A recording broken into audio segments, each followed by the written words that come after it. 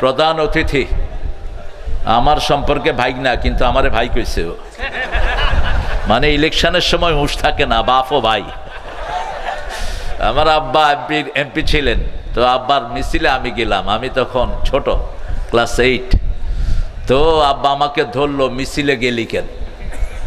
আমি বললাম সবাই গেছে, আমিও গেছি। কই কি কইছত ক? আমি বলছি লোকেরা বলছে আমার ভাই তোমার ভাই, আমি বলছি আমার বাবা তোমার ভাই। গ্রামার তো ঠিক রাখা লাগবে। আমার ভাগ্নি জামাই আপনাদের মতিউর, ওর বউটাও খুব ট্যালেন্টেড। আমাদের সভাপতি আলহাজ আব্দুল কুদ্দুস আলী, সভাপতি তো ঘুমায় গেছে। হায় হায়, নাউজুবিল্লাহ। হ্যাঁ, কি খবর? থুরো একটা বালিশাই না দিতা, তোমরা কি ঝামেলা করলা। ঠিক আছে, ভালো। আব্দুল কুদ্দুস আলী, ওই যে হাসিনার স্বরাষ্ট্রমন্ত্রীর মতো আর কি, যেখানে আসতো ঘুমায়া থাকতো। ওই সাহারা নাকি একটা ছিল, ওটা ঘুমায়া থাকতো। তো যখন তার কথা আসতো, ম্যাডাম ম্যাডাম কয়, হ্যাঁ কোথায় আমি? এখন সভাপতি সাহেব ঘুমায়া পড়ছে, ডিস্টার্ব করেন না আপনারা, এটা আসলে ঘুমের টাইম। রাসূল সাল্লাল্লাহু আলাইহি ওয়াসাল্লাম এই সময় ঘুমাতেন। আপনারা যে মাহফিল আয়োজন করেছেন এটা সুন্নাহ বিরোধী। আগামীতে এশার আগে এটা শেষ করবেন। যত দেরি করবেন তত শরীর ক্ষতি হয়ে যাবে শরীরের। আমরা যত তাড়াতাড়ি পারি এখান থেকে যাব ইনশাআল্লাহ। লক্ষ লক্ষ মানুষ এখানে এসেছেন, এখানে অনেক ওলামা হযরত এসেছেন, আমি যাদের ছাত্র হতে পারলে ধন্য হতাম।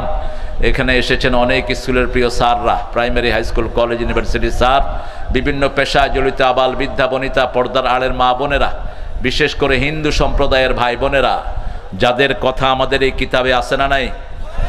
এই কিতাবে সবার কথা আছে। আল্লাহ বলছেন লাদাইনা কিতাবুন ইয়ানতিকু বিল হক, একটা কিতাব আমি দিয়েছি হক কথা ছাড়া কোনো না হক কথা এখানে নাই। ইব্রাহিম আলাইহিস সালামের পিতাই এই হিন্দু ভাইদের মতো মূর্তি বানাতো। কি বানাইতো? মূর্তি বানাতো। কিন্তু তাদের মূর্তি বানানোর কোনো ইতিহাস তাদের কোনো কিতাবে নাই। মূর্তি বানালে সোয়াব হয়, কোনো কিতাবে এটা আসে নেই। বরং এসেছে মূর্তি যারা বানায় তাদের কোনো বুদ্ধি নাই, মূর্তি যারা বানায় তারা ভালো মানুষ না। এখন মাটি দিয়ে বানায়, আবার মাটির এটার কাছে নিজেরা চায়, নিজেই বানাইছে আবার নিজে চাইতেছে। চাওয়ার পরে যখন দেয় না তখন কোথায় নিয়ে চুবায়? কোথায়? পানিতে নিয়ে চুবায়। আবার না চুবলে কিন্তু চাইপা ধরে পা দিয়া, পানি খা।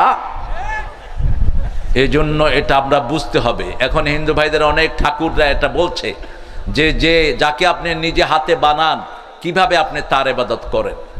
আমার হিন্দু ভাই বোনদেরকে আমরা কোরআন দিয়ে বুঝাবো, আল্লাহ তাদেরকে কোরআনের জন্য কবুল করুন। তাদেরকে আপনি খাওয়া দিবেন যেভাবে আপনি খান, তাদেরকে কাপড় দিবেন যেভাবে আপনি পরেন, তাদেরকে রোগীর সেবা দিবেন যেভাবে আপনার সন্তানকে সেবা দেন, তাহলে খুশি হবেন কে? আল্লাহ। আজকে আমরা একটা সূরা থেকে কথা বলবো। কোরআনে কতটা সূরা আছে বলেন তো? সবচেয়ে দামি সূরা কোনটা? হ্যাঁ, কোন সূরা সবচেয়ে বেশি দামি?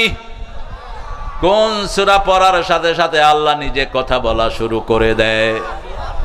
কোন সূরা ছাড়া নামাজ হয় না? কোন সূরা দিয়ে ফু দিলেই সব রোগ ভালো হয়ে যায়? কিন্তু আমরা বুঝি না হুজুররা কোন সূরা দিয়ে ফু দেয়।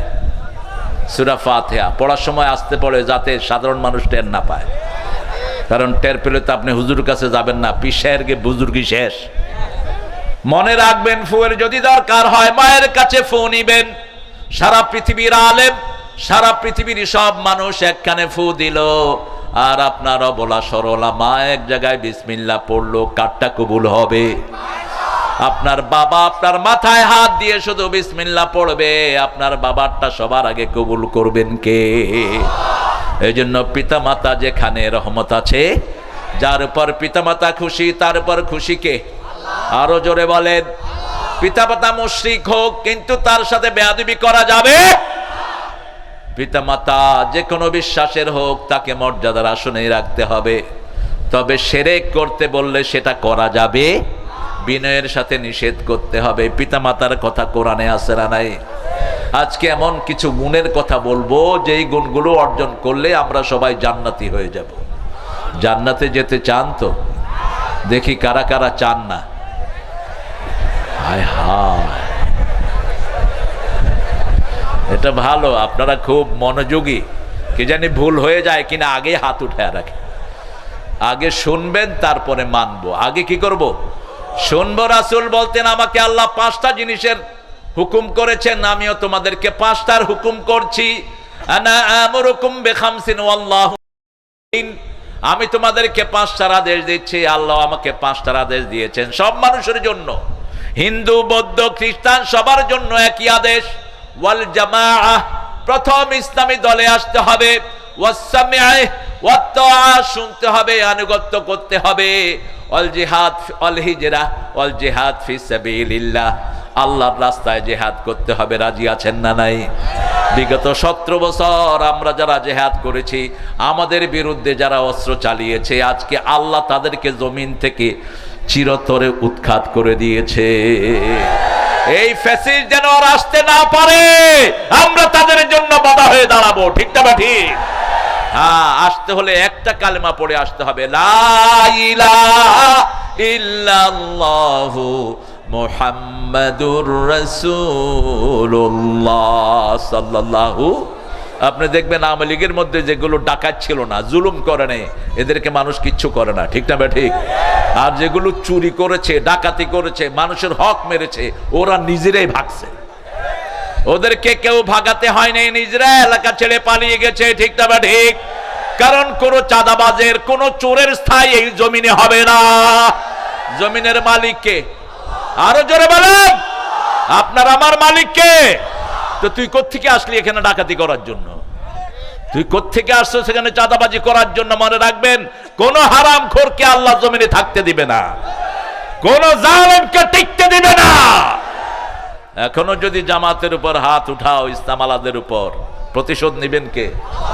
এরা কিন্তু কেউ কিচ্ছু কয় না। দেখেন, শুধু কিল খায়, শুধু কি খায়? কিল খায়। ওই দিন মসজিদে বিএনপির কিছু বেয়াদব পোলাপান্ডে মারছে কোরআনের জন্য। আমরা বিচার চাইছি একজনের কাছে, তিনি কে? এটা করবা না, এটা করবা না, আমরা কাউকে মারবো না, আমরা সবার জন্য দোয়া করি। ঠিক না ঠিক? আমরা চাই সবাই মিলে কোথায় যেতে? অল্প দিনের দুনিয়া, মৃত্যুর পরেই আমাদের ফয়সালা হয়ে যাবে। আমরা এই 5টা হুকুম মানবো, হিজরত করব। রাসূল বলছেন, মান খারাজা মিনাল জামাআতি কিদরা শিবরিন, ইসলামী দল থেকে 1 বিগত যে বেরিয়ে গেল, খালা রকবাতাল ইসলামি আনুনুকি, তার গর্দান থেকে ইসলামের রশি খুলে ফেলা হয়। ওমান দা বিদাওয়াল জাহিলিয়া, কেউ যদি ইসলাম ছাড়া অন্য দলের দিকে মানুষকে ডাকে, সে জাহান্নামী। কার কথা? সাহাবায়ে কেরাম বললেন, যদি নামাজ পড়ে রোজা রাখে, রাসূল বললেন, নামাজ পড়লো, রোজা করলো, ধারণা করলো মুসলমান, যেহেতু তার ডাক আল্লাহর ডাক নয়, যেহেতু তার দাওয়াত ইসলামের দাওয়াত নয়, সে কোথায় যাবে? জাহান্নামে চলে যাবে। কথা বলবো না প্রিয় ভাইরা? এই পিচ্ছি, এই পিছে যা, পিছনে যাও। আরে হাসে বসে বসে, সামনে বসছো কেন তুমি? পিছনে যাও, এটা পিছনে, পিছনে বসো, পিছনে বসা দাও ওকে, পিছনে যাও বাবা। ওই যে অনেকে দেখতে পায় না, এত ছোট মাসে আয়োজন করছো কেন? ছোট মাঠে, মাঠটা ছোট না? খুব খুব ছোট। একটা সূরা আছে, সূরাটার আগে বিসমিল্লাহ নাই। বলেন তো কোন সূরা? মাশাআল্লাহ, কোন সূরা? তওবা। তওবা করলে তো এমনি বিসমিল্লাহ লাগে না নাকি? তওবা কেন বিসমিল্লাহ নাই? চূড়ান্ত কথা হলো, রাসূল পড়েন নাই, আমরাও পড়ব না। রাসূল চাঁদাবাজিকে স্থায়ী দেন নাই, আমরাও ঠাঁই দেব না। রাসূল কারো উপর জুলুম করেন নাই, আমরাও জুলুম করব না। রাসূল গরিব মানুষকে আদর করতেন, যেই দলের হোক, আমরাও তাদেরকে আদর করব। ঠিক না ঠিক? এক নম্বর মুশরিকের মুখে খাবার তুলে দিতেন, তার ঘরের সামনে দিয়ে যাচ্ছে এক কাফের, ডেকে এনে 7টা ছাগলের দুধ খাওয়ালো। কয়টা? 7টা ছাগলের দুধ খেয়ে কাফের পড়ছে, লা ইলাহা লা ইলাহা ইল্লাল্লাহু মুহাম্মাদুর রাসূলুল্লাহ। কি হয়েছে? বাদামালাকে নিষেধ করবেন না। হাসিনার চুরির কারণে এর বাদাম বেচতে হয়, বিগত এমপি গুলোর ডাকাতির কারণে এদের বাদাম বেচতে হয়। এই শিশু ঘরে দুধ খাওয়ার কথা ছিল, এই বাদাম বিক্রি করে পরিবার চালায়।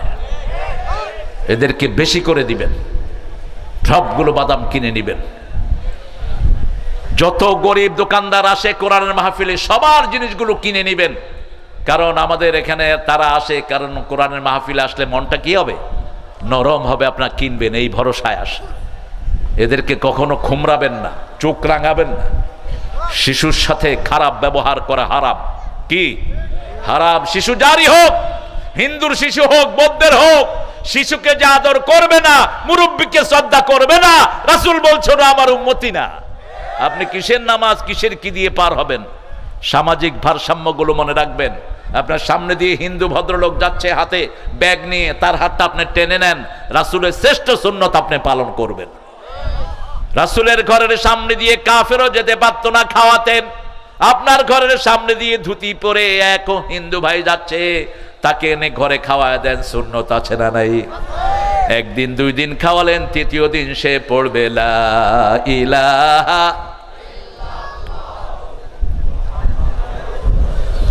হায় হায়, সবাই পড়বেন, পড়েন লা ইলাহা।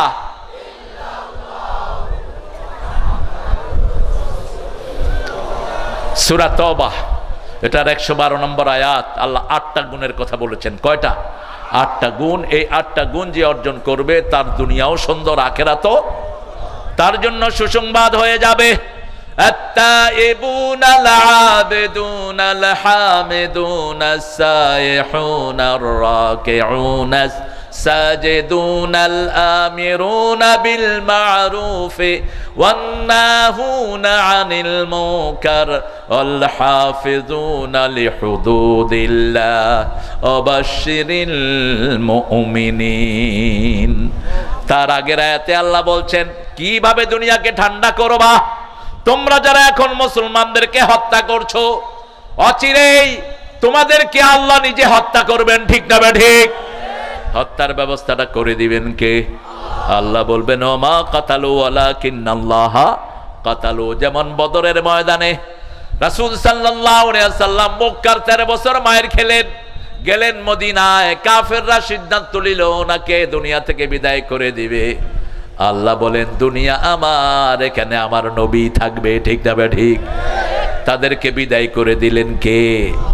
আমরা যদি অস্ত্র নেই পালানোর জায়গা পাবা না, কিন্তু কোন নিরীহ মানুষের গায়ে মুসলমান আক্রমণ করবে না। ভারতে মসজিদ আমাদের ভেঙে ফেলে, সেই মসজিদের প্রতিশোধে বাংলাদেশে কোন মন্দিরে আমরা একটা ঢিলও ছুড়ি না। কারণ আমার ইসলাম শিখায় যে অপরাধী তাকেই শাস্তি দাও। একজনের অপরাধের কারণে আরেকজনকে শাস্তি দেওয়া জায়েজ। ভারতে আমার মুসলমানদেরকে নামাজ পড়তে দেয়া হয় না। ঠিক না ঠিক? কিন্তু বাংলাদেশের হিন্দু ভাইদের মন্দিরে পূজার সময় পাহারা দিছে কারা? জোরে বলেন। মুসলমানরা পূজা পাহারা দেয়নি, মানুষকে পাহারা দিয়েছে। ঠিক না ঠিক? ওদের পূজার হিসাব ওরা দিবে। কোন মূর্তির সামনে গিয়ে হাত জোড় করে দাঁড়ানো হারাম হারাম হারাম। কোন মানুষ এটা করতে পারে না, কিন্তু ওরা অবুঝ অবস্থায় করে। কি করবে? ওদেরকে বোঝানো হয়েছে ওম শান্তি ওম। ওরা কয় শান্তি কইতে কইতে জান শেষ, কিন্তু শান্তি তো পাই না। এরপরে কয় যেহেতু শান্তি দেস না, তুই আর থাকতেও পারবি না, তুই পানি খা। একই সিস্টেম ইব্রাহিম আলাইহিস সালামের সময় ছিল, একই সিস্টেম শুরু করেছিল নূহ আলাইহিস সালামের কিছু লোক। ওয়াদাসওয়াক নাসর 5টা মূর্তি তারা বানিয়ে নিয়েছে। কয়টা? 5টা মূর্তি তারা বানায়। প্রথম জমিনে মূর্তি বানানো হয়। মূর্তি আছে যেখানে বন্যা আছে সেখানে। মূর্তি বানানোর সাথে সাথে বন্যা দিয়ে সারা পৃথিবীকে তলিয়ে দিলেন কে? আজও যেখানে মূর্তি আসে সেখানে বন্যা দিয়ে দেয় কে? দুবাইতে কখনো বন্যা হয় না, কিন্তু যখনই মন্দির করলো দুবাইয়ের কিছু বেকুব শাসক মোদি শয়তানের সাথে হাত মিলিয়ে 1600 কোটি রুপিতে তারা মন্দির করলো। মন্দির করার পর সেই মন্দিরে যখন মূর্তি উঠলো, পরের সপ্তাহে বন্যা দিয়ে আল্লাহ ভাসায় দিলেন। এই জন্য প্রিয় ভাইয়েরা, আমার প্রিয় হিন্দু ভাই বোনেরা, একটু ঠান্ডা মাথায় চিন্তা করবেন। এই মূর্তি এই পর্যন্ত আপনাদেরকে কিছুই দিতে পারে নাই, বরং একজনের কাছে চাইবেন, তিনি কে? আসলে তুফান আসলে হিন্দু ভাইরা কিন্তু কোনো মূর্তির কাছে যায় না। যায়? জোরে বলেন যায়? যখন জোরে তুফান আসে কারে ডাকে? কারে ডাকে বলেন? কি কয়? ভগবান কয় না, কয় আল্লাহ তুই বাঁচা, আল্লাহ তুই বাঁচা। আমি এক নৌকায় উঠেছি, লঞ্চে উঠলাম, পদ্মা পাড়ি দিচ্ছি, তুফান উঠলো। এখন হিন্দু ভাই বোনেরা আয়সা কয় হুজুর ভগবানে কিচ্ছু করতে পারবে না, একটু আল্লাহরে বলান। আমি কইলাম তোমরা কারে বলাবে? আমরাও আল্লাহরে বলামো। বললাম বলাও। আল্লাহু আল্লাহু। এরকম না, লা ইলাহা লা ইলাহা আল্লাহু আকবার, আল্লাহু আকবার, লা ইলাহা। বাঁচিয়ে দিবেন কে? সে আল্লাহ বলছেন যদি আমার কাছে সুসংবাদ চাও তওবা করো। প্রথম তওবা করতে হবে। যত গুনাহ আমরা করেছি তওবা করলে সব গুনাহগুলো মাফ করে দিবেন কে? আল্লাহর হাবিব বলেছেন আত্তাইবু মিনাজ যামবি কামান লা যামবালা। তওবাকারী এমন হয়ে যায় যেন তার কোনো তওবার নাই, তার কোনো গুনাহ নাই, একদম সিনলেস হয়ে যায়। তওবা মানে হলো ফিরে আসা, তওবা মানে হলো আন্নাদামা। You have to shame yourself. আপনি নিজেকে নিজে লজ্জিত হবেন। Why I have done this mistake, আমি কেন এই অপরাধটা করলাম। আপনি বারবার নিজেকে মালামাত করবেন। যেমন পৃথিবীর প্রথম মানুষ তিনি ছিলেন মুসলমান, এই জন্য সবচেয়ে পুরানো ধর্মের নাম হলো ইসলাম। পুরানো ধর্মের নাম কি? সনাতন ধর্ম, কখনো হিন্দু ধর্ম নয়। প্রথম মানুষ ছিলেন মুসলমান আদম, ওনার থেকে ইসলাম শুরু, ঠিক না ঠিক? ইসলাম শেষ হয়েছে মুহাম্মদুর রাসূলুল্লাহ সাল্লাল্লাহু আলাইহি সাল্লামের উপর। আল্লাহ বিদায় হজের সময় বলে দিলেন, ও নবী আপনি ঘোষণা করেন আলিয়াউমা আকমালতু লাকুম দীনাকুম ওয়া আতমামতু আলাইকুম নি'মাতি ওয়া রাদিতু লাকুমুল ইসলাম দীনা। Today I have completed my religion on you. আজকের দিনে আলিয়াউমা আকমালতু লাকুম দীনাকুম, আমার ধর্ম তোমাদের জন্য আমি পরিপূর্ণ করে দিয়েছি। ও আতমামতু আলাইকুম নি'মাতি, আমার সব নিয়ামত তোমাদের জন্য আমি পরিপূর্ণ করে দিলাম। ও রাদিতু লাকুমুল ইসলাম দীনা, তোমাদের মানুষের জন্য ইসলাম দিয়ে আমি আল্লাহ খুশি হয়ে গেছি। আপনারা খুশি না বেজার? আরো চিৎকার করে বলেন। এজন্য রাসূল বলছেন সকালবেলা যে 3 বার বলবে একটা দোয়া, সন্ধ্যার সময় 3 বার পড়বে, আল্লাহ তার জন্য জান্নাত বরাদ্দ করে দিবেন। পড়েন দোয়াটি, রাদিতু বিল্লাহ, পড়েন রাদিতু বিল্লাহি রাব্বাও ওয়া বিল ইসলামি দীনাও ওয়া বি মুহাম্মাদিন সাল্লাল্লাহু আলাইহি ওয়াসাল্লাম নবিয়্যাও ওয়া রাসূলা। নবী মোর পরশমণি, জোরে, নবী মোর পরশমণি, নবী মোর সোনার খনি। জপবেন কার নাম? এই জন্যই ধরছি, কার নাম জপবেন? কোন নবীর নাম আমরা জপবো না। নবী নিজেও কার নাম জপতেন? এখানে ভুল করেছে লোকেরা। নবী মোর পরশমণি, নবী মোর সোনার খনি। আল্লাহর নাম জপে যে জন সেই তো দোজাহানের ধনী। ও নামের সুর ধরিয়া পাখি যায় গান করিয়া। তারপরে কি? ও নামে মজনু হলো, ও নামে মজনু হলো মাওলা আমার কাদের গনি। লেখক যে কি খায়া লিখছে আল্লাহ জানে। আল্লাহ কি পাগল হয়? আল্লাহ কি পাগল হয়? আল্লাহর নবীকে পাগল বলেছে কাফেররা। আল্লাহ বলেছেন আমা সাহিবুকুম বিমাজনুন, এত সুন্দর মানুষ কখনো পাগল হতে পারে? সে আল্লাহকে কেমনে পাগল বলেন? বরং এখানে লিখতে হতো ও নামে রহমে ঢালে, ও নামে রহমে ঢালে মাওলা আমার কাদের গনি। নবী মোর পরশমণি, বলেন নবী মোর পরশমণি, নবী মোর সোনার খনি।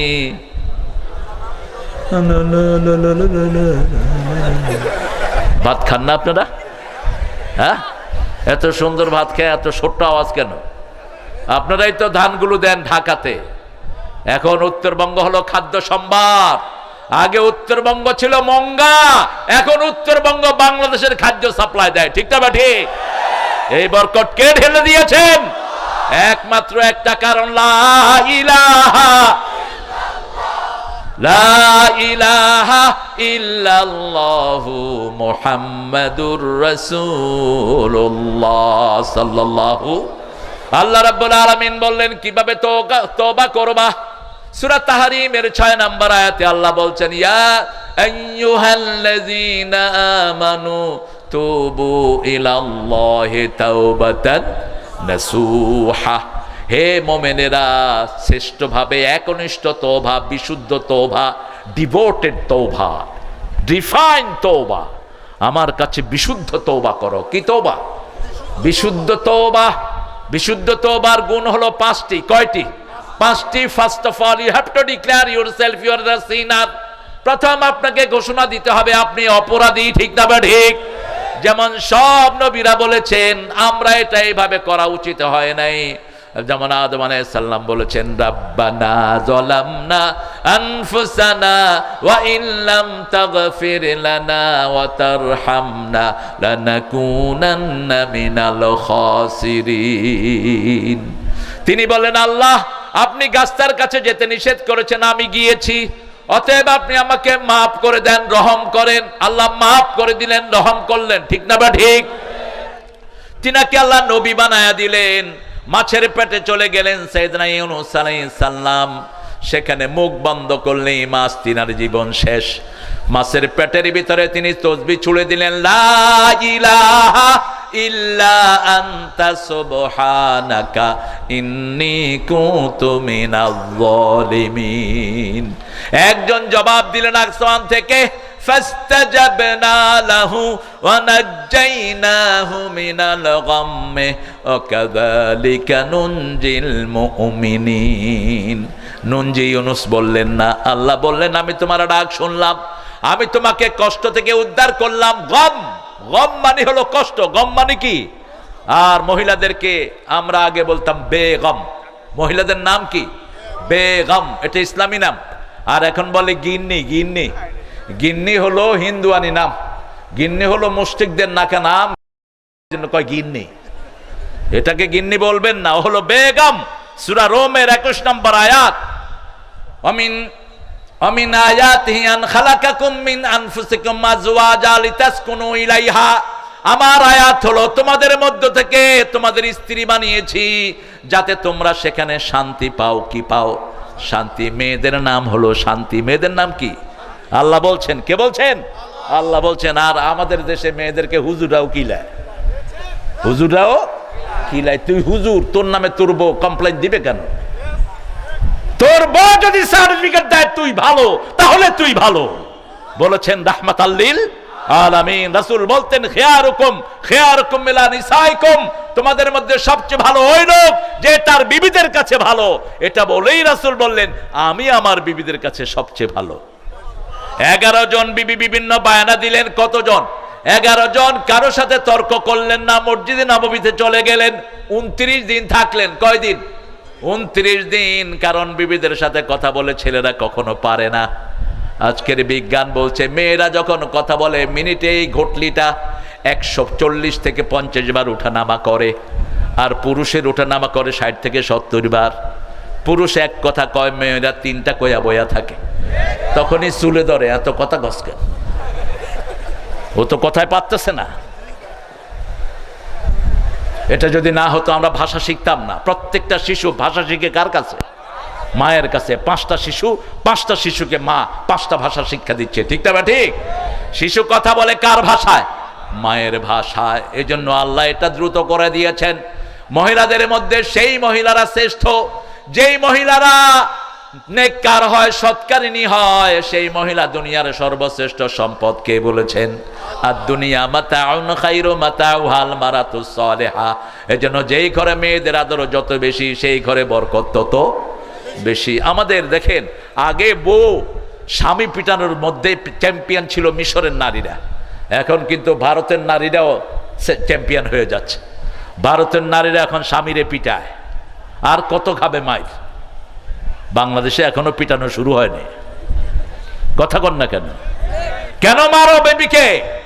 হ্যাঁ, আমাদের দেশের মেয়েরা কোরআন শুনে স্বামী হলো আপনার সবচেয়ে আদরের এবং সম্মানের জিনিস, কিন্তু এনজিওরা শেখায় কিসের বর কিসের ঘর, যেমন খুশি তেমন কর। এটা হারাম স্লোগান। রাসূল বলেছেন 4টা কাজ যে মেয়ে করবে জান্নাতে রাত্রি দরজা খোলা থাকবে। ওয়াক্ত হলে নামাজ, রমজানের রোজা, স্বামীর খেদমত। স্বামীর কি?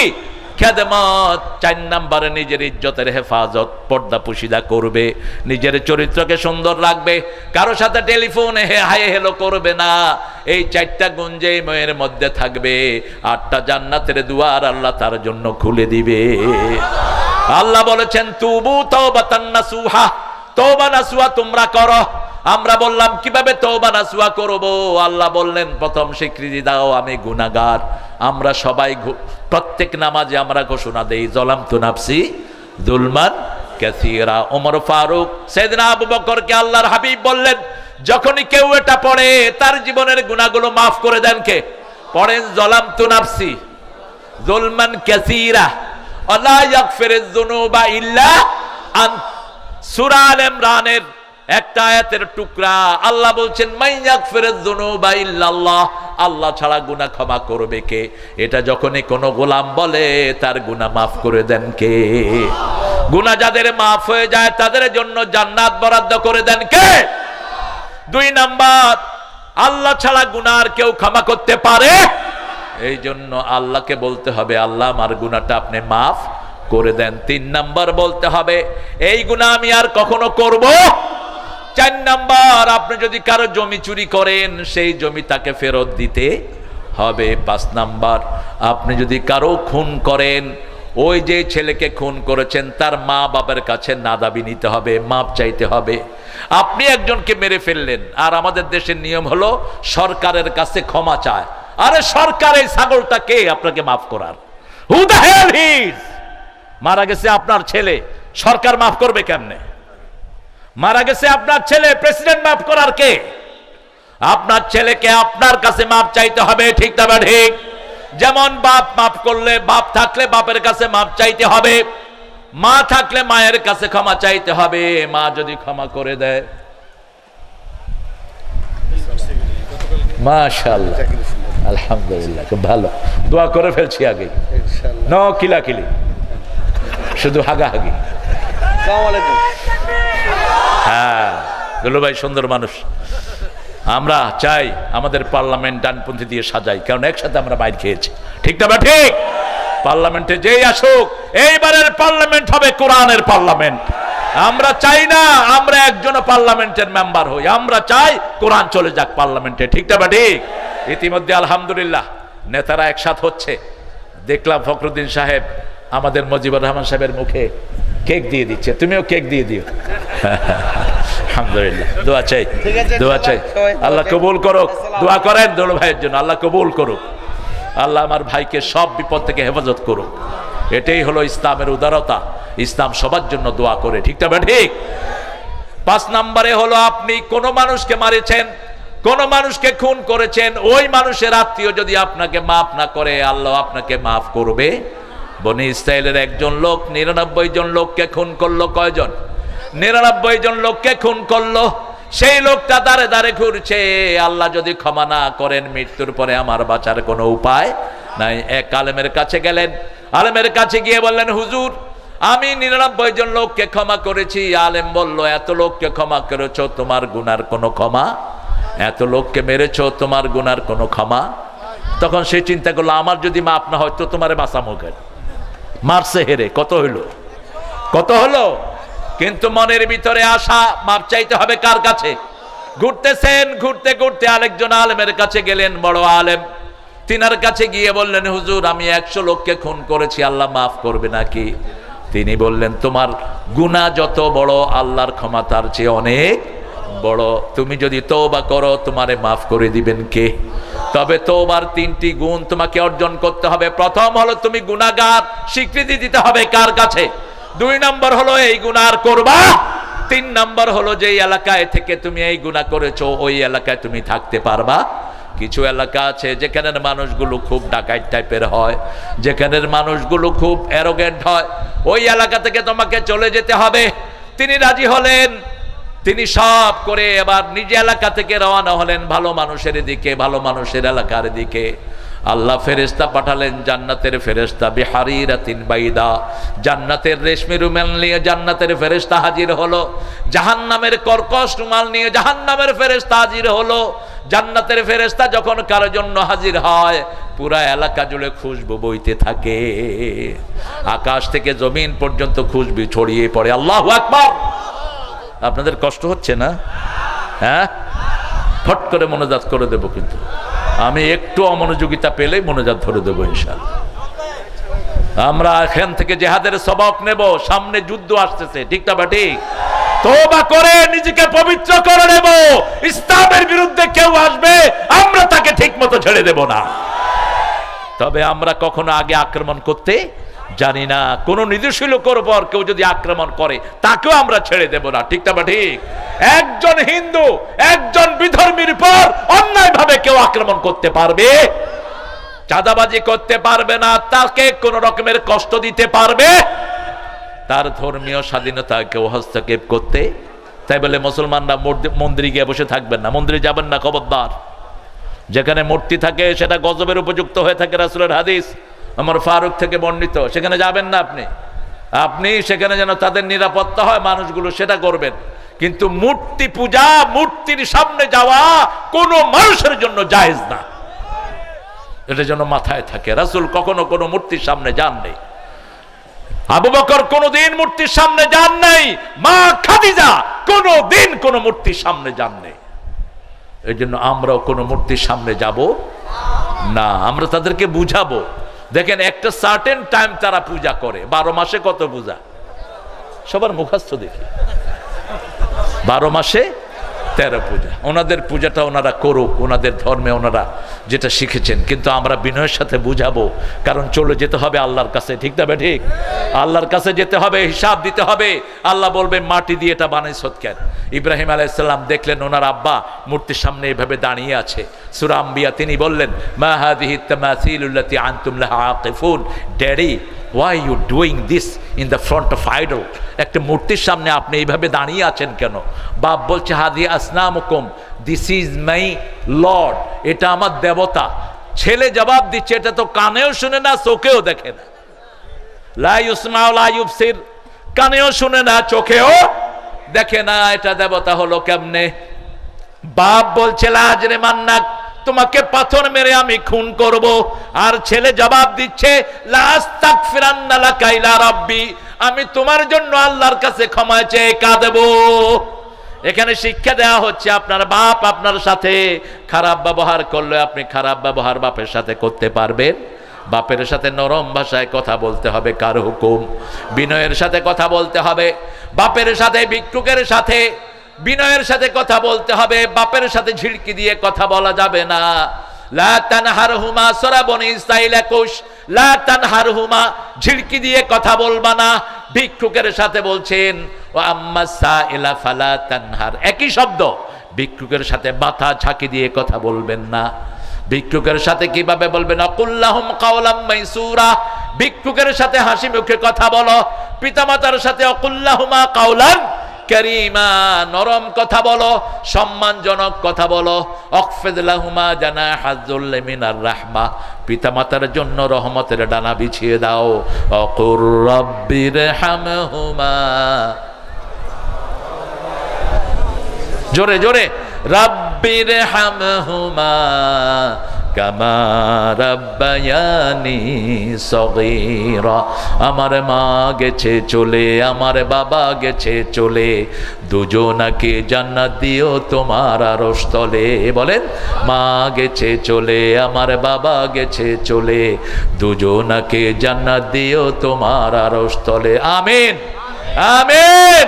এত সুন্দর দোয়া ইসলাম ছাড়া কোনো ধর্মে, হিন্দু ভাইদের ধর্মে দোয়াই নাই। জিজ্ঞেস করেন তোমার আব্বা আম্মা কোথায়, তারা বলে আমরা আশা করি তারা যেন স্বর্গে থাকে। কিন্তু দোয়ার কোনো সিস্টেম, দোয়া শুধু একটা ধর্মে, সেই ধর্মের নাম কি? রব্বিরহামহুমা কামা রব্বায়ানি সগীরা। আবার ইব্রাহিম আলাইহিস সালাম দোয়া করছেন রব্বিগফিরলি ওয়া লিওয়ালিদাইয়া ওয়া লিল মুমিনিনা ইয়াওমা ইয়াকুমুল হিসাব, হে আল্লাহ আমাকে, আমার পিতামাতাকে, মুমিনদেরকে কিয়ামতের ময়দানে আপনি মাফ করে দেন। মাপ আছে যেখানে, জান্নাত আছে সেখানে। ওই যে রাস্তায় 2 রকমের ফেরেশতা আসলো, জান্নাতের ফেরেশতা আসলো জান্নাতের রেশমি রুমাল নিয়ে। আল্লাহ আমাদের সবার জন্য জান্নাতের ফেরেশতা বরাদ্দ করে দেন। এখন যার জীবনে নামাজ নাই তার জীবনে কোনো ফেরেশতা যার জীবনে আল্লাহর কাছে চাওয়া নাই তার জীবনে কোনো ফেরেশতা নাই। দুই ফেরেশতা ঝগড়া লেগে গেছে জান্নাত আর জাহান্নামের। জান্নাতের ফেরেশতা বলছে আমি জান কবজ করব, জাহান্নামের ফেরেশতা বলছে আমি জান কবজ করব। তৃতীয় আরেকজন ফেরেশতাকে আল্লাহ পাঠালেন, যাও সমাধান করে আসো, ওই লোকের বাড়ি থেকে ভালো মানুষের রাস্তা মাপো, যদি ভালো মানুষের রাস্তা লম্বা হয়ে যায় জান্নাতের ফেরেশতা তার জান কবজ করবে। মুসলিম শরীফের হাদিসের বর্ণনা, রাসূল বলছেন যখন রাস্তা মাপা হচ্ছে আল্লাহ বললেন ও রাস্তা ভালো মানুষের দিকে তুমি লম্বা হয়ে যাও, কারণ আল্লাহ চায় না আল্লাহর কোন গোলাম জাহান্নামী হোক। আমাদেরকে সবচেয়ে বেশি ভালোবাসেন কে?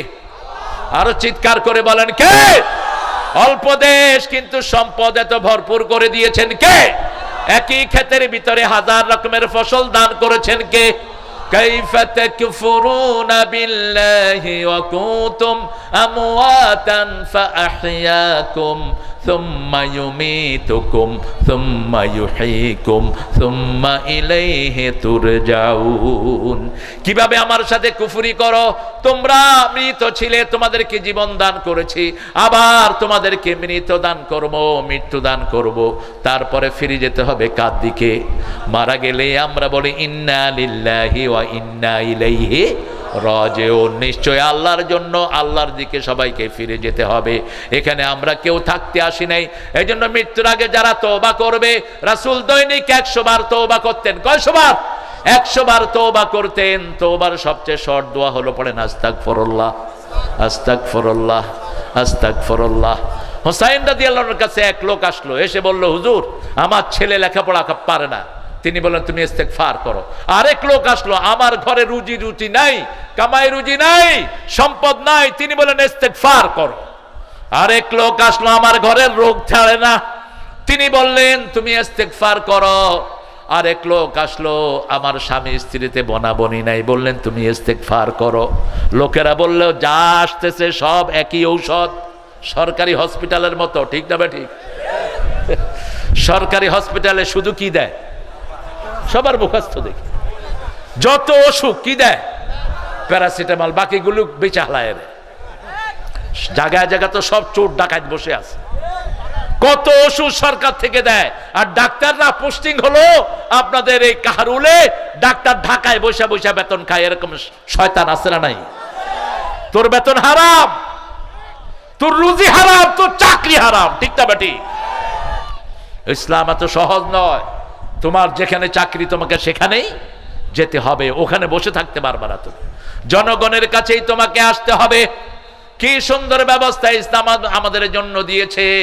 এবার হুসাইন রাদিয়াল্লাহু আনহু বললেন শুনো, আমার আল্লাহ বলছেন সূরা নূহের ভিতরে ইস্তাগফিরু রাব্বাকুম ইন্নাহু কানা গাফফারা ইউরসিলু আলাইকুমুস সামাআ মিদরারা।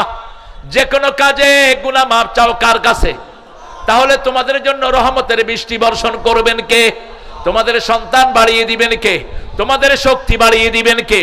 শুধু ইস্তেগফার করবেন। রাসূল দৈনিক 100 বার তওবা করতেন। আবু হুরায়রা দৈনিক ইস্তেগফার করতেন 12,000 বার। কত হাজার?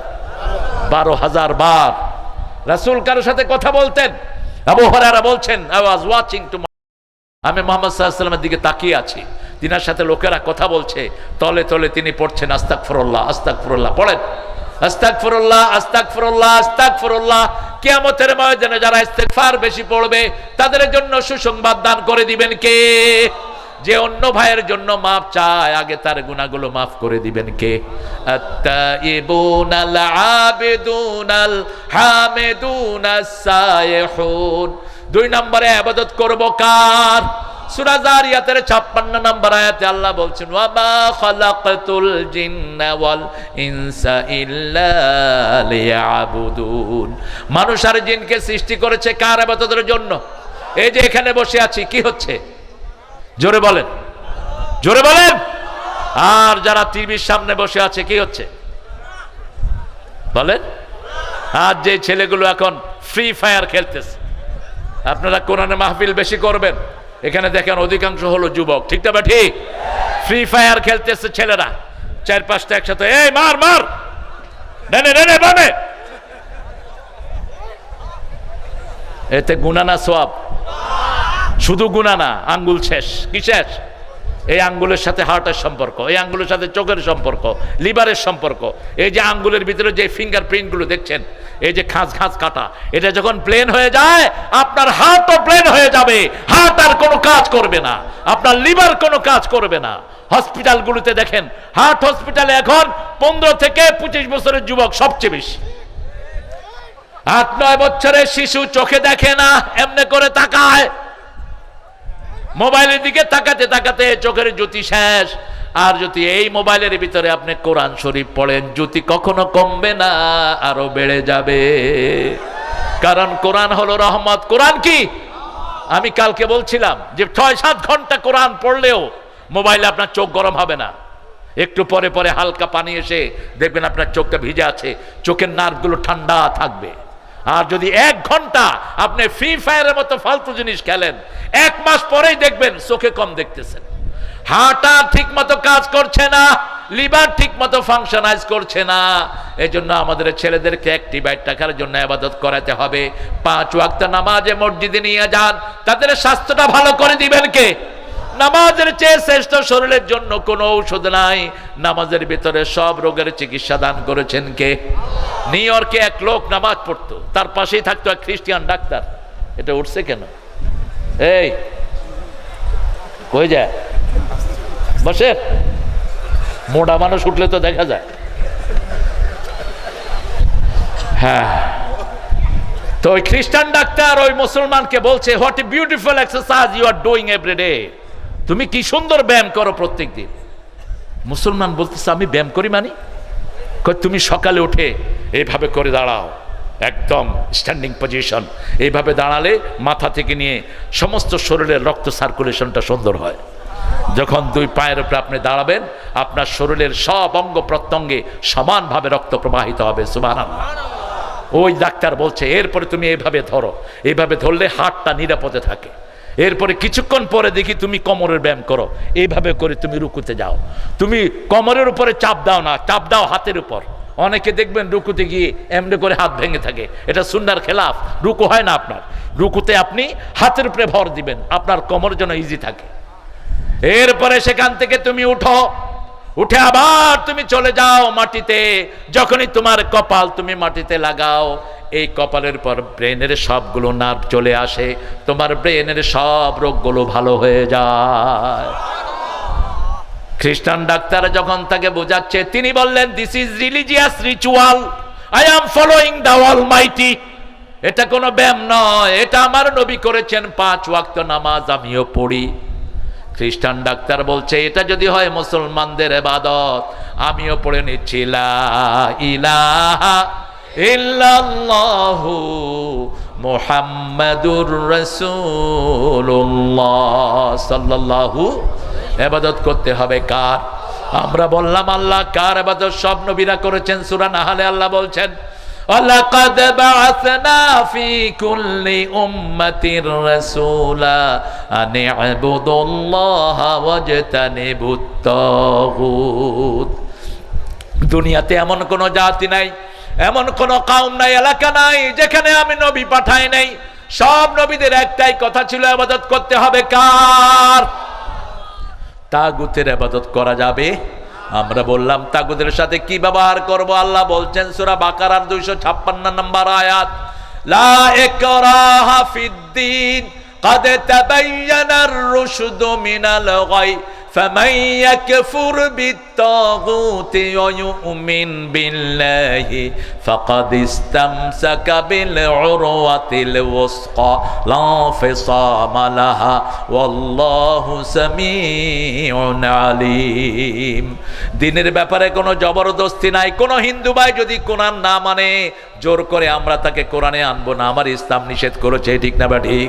কোন হিন্দু ভাই যদি নামাজ না পড়ে, তার জন্য কোনো জবরদস্তি নাই, লা ইকরাহা ফিদ্দিন। কিন্তু কালেমা পড়া কোনো মুসলমান যদি বলে লা ইকরাহা ফিদ্দিন, আমি নামাজ পড়লে পড়লাম, না পড়লে নেই, হবে? হবে। কালেমার মানেই হলো তোমাকে নামাজ পড়তে হবে, ঠিক না বা ঠিক? কালেমার মানেই হলো তোমাকে কোরআনের 6666টা আয়াত মানতে হবে। আল্লাহ বলছেন লা ইকরাহা ফিদ্দিন কাদ তাবায়্যানার রুশদু মিনাল গাই, আমি হেদায়েতকে বিদ্রোহী থেকে আলাদা করে দিয়েছি, স্পষ্ট করে দিয়েছি। ওমান ইয়াকফুর বিত্তাগুত, যে তাগুতের সাথে কুফরি করে আমি তাকে ঈমান দান করে দেব। তাগুতের সাথে কুফরি করা মানে হলো লা ইলাহা, পড়েন, লা ইলাহা ইল্লাল্লাহু মুহাম্মাদুর রাসূলুল্লাহ। আল্লাহ ছাড়া কোনো ইলাহ নাই, একজন ইলাহ, একজনের ইবাদত করতে হবে। আইন চলবে একজনের, কয়জনের? শরীরে আইন চলে কার? আরো জোরে বলেন। কার আইনে আমরা খাই, কার আইনে চোখে দেখি, কার আইনে হাত দিয়ে ধরি? এই কথাটাই সূরা আল ইমরানের 83 নম্বর আয়াতে আল্লাহ বলছেন। কিভাবে তোমরা ইসলাম ছাড়া অন্য ধর্ম গ্রহণ করতে চাও? আফা গায়রা দীনিল্লাহি ইয়াবগুন ওয়া লাহু আসলামা মা ফিস সামাওয়াতি ওয়াল আরদ তাওআন ওয়া কারহান ওয়া ইলাইহি ইউরজাউন। ইসলাম ছাড়া কোন দল তোমরা গ্রহণ করে নিতে চাও? ইচ্ছায় অনিচ্ছায় আকাশে জমিনে যারা আছে সবাই হুকুম মানে কার? কার হুকুমে আমরা দুনিয়ায় এসেছি? কার হুকুমে আমাদের মুখে দাঁড়িয়ে উঠেছে? কার হুকুমে আমার এগুলো সাদা হয়? আপনার নখগুলো বাড়ে কার হুকুমে? আপনার পশমগুলো বাড়ে কার হুকুমে? কষ্ট হচ্ছে আপনাদের? তো জবাব দিচ্ছেন না কেন সবাই? একটু জোরে বলেন তো আল্লাহু আকবার। হইছে?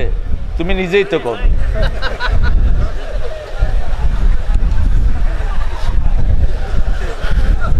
সবাই মিলে বলেন আল্লাহু আকবার, আল্লাহু আকবার। আর যদি জিহাদের ডাক দেওয়া হয়, আমাদের সাথে ইসলাম বিরোধীরা জিহাদ করতে চায়, রাজি আছো মুসলমান? হাত তুলে দেখিয়ে দাও।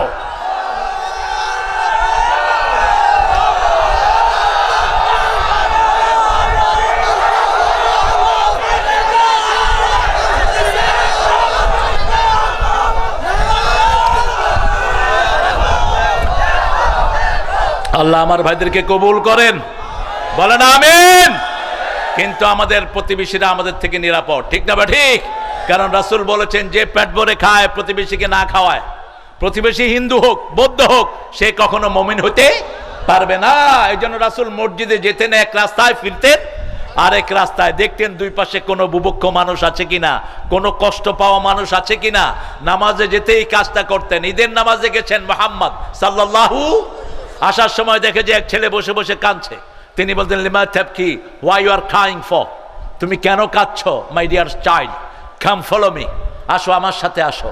বলছে, আমার এখানে কাটা গেছে, এই কাটার ব্যথায় আমি কাঁদছি।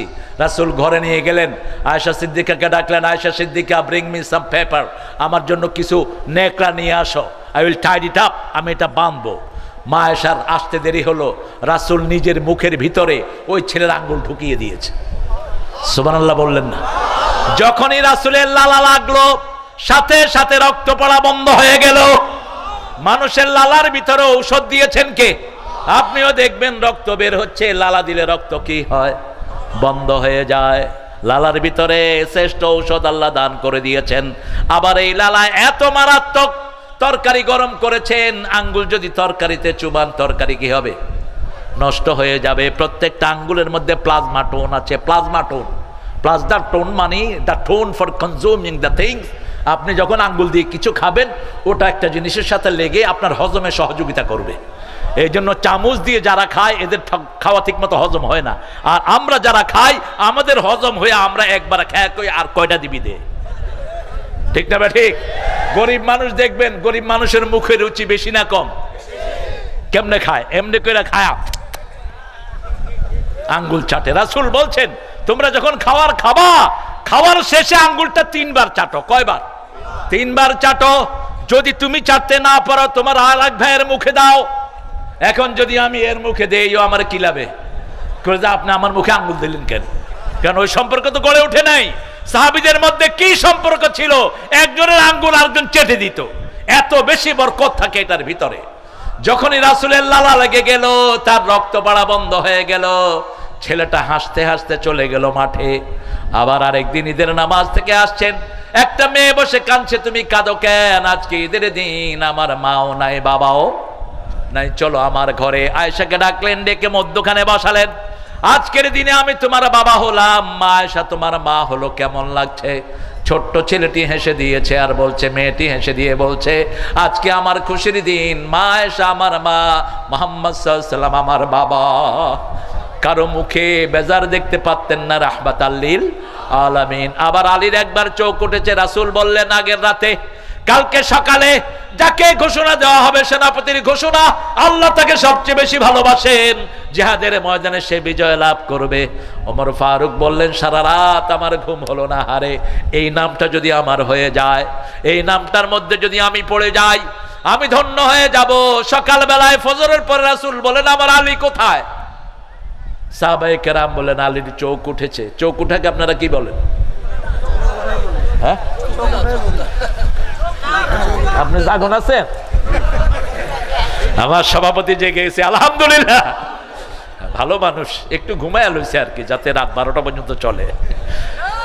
যখন বলল রাসূল, আলীর তো চোখ উঠেছে রাদিয়াল্লাহু আনহু, তিনি চোখে যখন বেশি কেতুর পড়ে চোখে দেখা যায়, একদম বন্ধ হয়ে আছে। রাসূল বলেন, তাকে নিয়ে আসো, bring him inside the mosque, তাকে মসজিদে নিয়ে আসো। রাসূল মুখের লালা চোখে লাগিয়ে দিলেন, সাথে সাথে চোখ ভালো হয়ে গেল। কারণ রাহমাতাল লিল আলামিনের সবটাই ছিল বরকত। ওযুর পানি আর এক বরকত। ওযুর পানি রাসূল কখনো মুছতেন না, রাসূলের শরীর থেকে ওযুর পানি নিয়ে সাহাবায়ে কেরাম মুছে ফেলতেন। আবার রাসূল যখন ওযুর শেষ পানিটা নিতেন, সেই পানিটা তিনি কুলি করে খেতেন। কি করতেন? খেতেন। 1 মগে ওযু, 3 মগে গোসল করতেন রাহমাতাল লিল। আর আমরা ওযুতে বসলে মাশাআল্লাহ, কল ছাড়ছি তো ছাড়ছি, ভাই কেমন আছো, ওযুর দোয়া পড়তেছে, ভালো আছো, 2টা গল মারে আর পানি পড়তে থাকে। তুমি তো ওখানেই শয়তানের ভাই হচ্ছ। অপচয়কারী কার ভাই? কার ভাই? রাসূল বলছেন, সাগরে থাকলেও পানির অপচয় করো না। এক সমুন্দর নে আওয়াজ দি, एक समुंदर ने आवाज दी, मुझको पानी पिला दीजिए, मुझको पानी पिला दीजिए,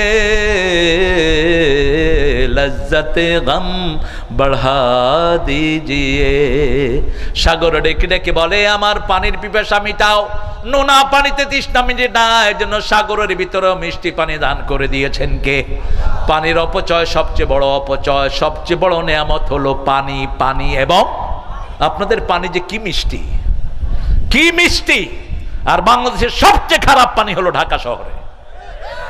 ঢাকা শহরের পানির ভিতরে কোন সময় যে ড্রেনের পানি চলে আসবে খবর নাই। একজন উজু করে কয়, চাঁদের থেকে দেখি ঘুর গন্ধ করছে। আরেকজনে কয়, ভাই তোমার হাতে তো ঘুলে গেছে। গিয়ে দেখে ওয়াশার লাইন আর পানির লাইন একসাথে হয়ে গেছে। আরেকজন পানি খাচ্ছে, কয়টা তো স্যুপের মতো লাগতেছে, সাদা সাদা স্যুপ পানির ভিতরে। আমি চাইলাম পানি, আমারে স্যুপ দিল কেন? টাঙ্কির ভিতরে গিয়ে দেখে ইঁদুর পড়ে মরে আছে, স্যুপ খাইতেছে উনি। আর আপনাদের পানিগুলো কত সুন্দর। বোতলের পানি ড্রেনে নিক্ষেপ করবেন। বোতল মানে ক্যান্সার। বোতল বেশি যেখানে, ক্যান্সার বেশি সেখানে। বোতলকে ফেরত দিবেন, বোতলকে না বলবেন, বোতলের কোনো জিনিস ব্যবহার করার চেষ্টা করবেন না। আমাদের কিছু হুজুর আছে, কয় বোতলের পানি খাই, খবিস। জানোস তুই কিছু গোড়ার ডিম? সূরা মুলকের শেষ আয়াতে আল্লাহ বলছেন, মাইয়াতিকুম বিমাইন মাইন, কে স্বাস্থ্যসম্মত পানি নিচ থেকে তোমার জন্য তুলে দেয়। গরমকালে ঠান্ডা, ঠান্ডার সময় গরম, তাও শরীরে লাগে না। ফ্রিজের ঠান্ডা পানি খেলে দাঁতে ধরে, ঠিক না? ঠিক। আর নিচ থেকে যেই পানিটা উঠে দাঁতে কখনো ধরে না, আবার ঠান্ডাও কখনো লাগে না। আপনাদের এলাকার পানি অসম্ভব রকমের মিষ্টি পানি, সুপেয় পানি। আর যেখানে আয়রন বেশি, বুঝবেন ওখানে লোকদের শরীরে আয়রন কম। আয়রন ছাড়া শরীর চলে না। আয়রন হলো শরীরের সবচেয়ে বড় এলিমেন্ট। এই জন্য বয়স বাড়ার সাথে সাথে এটা কমতে থাকে। আর পানি দিয়ে আয়রন ঢুকায়া আল্লাহ মানুষের শরীরটাকে সুন্দর করে দেয়। সুবহানাল্লাহ। সেই আল্লাহ রাব্বুল আলামিন বলছেন, আমার ইবাদত করবা। আমরা বললাম কদ্দুর পর্যন্ত করব। সূরা হিজরের 99 নম্বর আয়াত মানে শেষ আয়াতে আল্লাহ বলছেন, উবুদ রাব্বাকা হাত্তা ইয়াতিয়াকাল ইয়াকিন। মৃত্যু পর্যন্ত ইবাদত করতে হবে কার? আমরা বললাম আল্লাহ ইবাদতের মাথা কি? সূরা তাহার ভিতরে আল্লাহ বলছেন, ইবাদতের মাথা হলো নামাজ। ইন্নানি আনাল্লাহু লা ইলাহা ইল্লা আনা ফা'বুদনি ওয়া আকিমিস সালাতা লিযিকরি। নিশ্চয়ই আমি তোমার ইলাহ, আমি ছাড়া তোমার কোনো ইলাহ, আমার ইবাদত করো। আমরা বললাম কি করব? আল্লাহ বললেন নামাজ কায়েম করো, জিকির প্রতিষ্ঠিত হয়ে যাবে কার? এজন্য আগামীকাল থেকে আর কোনো নামাজ ছেড়ে দেব না। রাজি আছেন তো? নামাজ বেশি যেই মাসে বরকত বেশি। কোন মাস? কোন মাস? কোন মাসে ডাক্তার রোগী কম পায়? কোন মাসে উকিলরা কম পায়? উকিলরা ডাক্তাররা একসাথে মোনাজাত করে, আল্লাহ রমজানকে তাড়াতাড়ি বিদায় করে দেন। রমজানে কেন এত বরকত? নামাজ বেশি যেখানে বরকত বেশি। সেই জন্য রাসূল সাল্লাল্লাহু আলাইহি সাল্লাম বলতেন, আযনিয়া বেলাল আরহানি বিসসালাত, হে বেলাল আযান দাও, নামাজ দিয়ে আমার কলিজাটা ঠান্ডা করে দাও। আজকে ওয়াদা করব আর জীবনে নামাজ ছাড়বো না। রাজি আছেন মুসলমান? হাত তুলে দেখায় দেন, বলেন হে আল্লাহ, হে আল্লাহ, আপনার নামে কসম খাচ্ছি জীবনে আর কোনোদিন ফরজ নামাজ, ফরজ রোজা, ফরজ পর্দা ছেড়ে দেব না। আমিন ইয়া রাব্বাল আলামিন। আমার প্রিয় যুবকেরা, কিশোরেরা, কোনো মেয়ের সাথে গোপনে কোনো লাইন করবা না। সূরা নূর, গোপনে যারা লাইন করে, কোনো মেয়ের সাথে যে বিবাহ বন্ধন ছাড়া সুন্দর করে কথা বলে, তার মুখের জিনা হয়। মেয়ের দিকে তাকায়, চোখের জিনা হয়। মেয়ের হাতে হাত দেয়, হাতের জিনা হয়। চূড়ান্ত ভাবে জিনাকার হিসাবে সে খ্যাত হয়ে যায়। আল্লাহ বলছেন, আয-যানিয়াতুল জানি, জিনাকারীর জন্য জিনাকার রেখে দিয়েছেন কে? আল খবিসুনা লিল খবিসাত, খবিসের জন্য আল্লাহ খবিস রেখেছেন। আত-তাইয়্যিবুনা লিত-তাইয়্যিবাত, ভালো মানুষের জন্য ভালো মেয়ে রেখে দিয়েছেন কে? তুমি যখন কোনো মেয়েকে বিয়ে করবা, তার আগে দেখো, তার আগে কোনো লাইন করো। লাইন করে ৬-৭টার সাথে, আবার কয় ৬-৭টার সাথে চালাইছে। আপনাদের এখানে নাই? হ্যাঁ যুবকেরা, তোমার যৌবন ক্ষণস্থায়ী। যতক্ষণ একটা যুবক সন্তান রিপ্রোডিউস করার ক্ষমতা রাখে, ততক্ষণ তার সৌন্দর্য থাকে।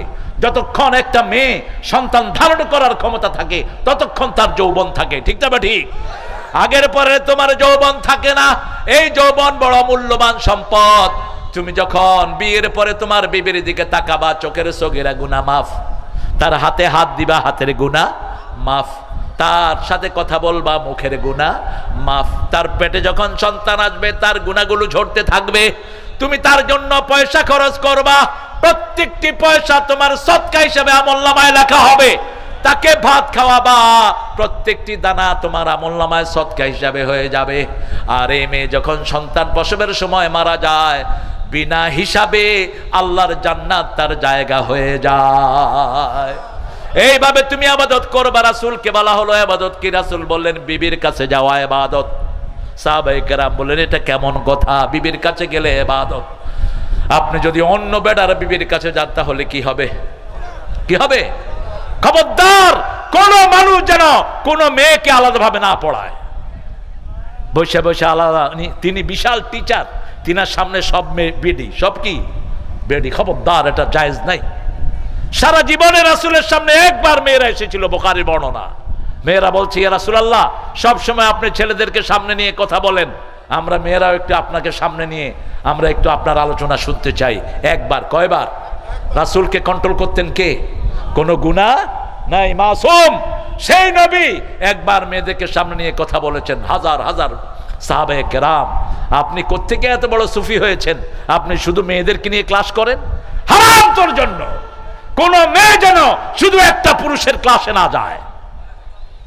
চোখের জিনা আছে না নাই? আরে কথা কর না কেন? কোন জিনিসকে আল্লাহ কন্ট্রোল করতে বলেছেন? সূরা নূর, কুল্লিল মুমিনিনা ইয়াগুদ্দু মিন আবসারিহিম ওয়া ইয়াহফাযু ফুরুজাহুম, কুল্লিল মুমিনাতি ইয়াগুদ্দুনা মিন আবসারিহিন ওয়া ইয়াহফাযনা ফুরুজাহুম। ছেলে পুরুষদেরকে বলে দাও তাদের চোখটাকে যেন অবনত রাখে। চোখটা শান্তিতে থাকলেই, অবনত থাকলে লজ্জাস্থান হেফাজত হয়ে যাবে। কে বলছেন? আল্লাহ বলছেন মেয়েদেরকে বলে দাও তাদের চক্ষু যেন অবনত রাখে। রাসূলের ঘরে ঢুকছেন আব্দুল্লাহ ইবনে উম্মে মাকতুম রাদিয়াল্লাহু আনহু, যিনি আসার কারণে রাসূল মক্কার কাফেরদেরকে নিয়ে বসেছিলেন। রাসূল বিরক্ত হলেন। রাসূল বিরক্ত হলেন। আল্লাহ ধমক দিলেন, আবাসা ওয়া তাওয়াল্লা আন জাহুল আমা, তোমার কাছে একজন অন্ধ এসেছিল, তুমি তার থেকে মুখ ফিরিয়ে নিয়েছো। তুমি জানো না হেদায়েতের দিক থেকে এই অন্ধ তোমার কাছে।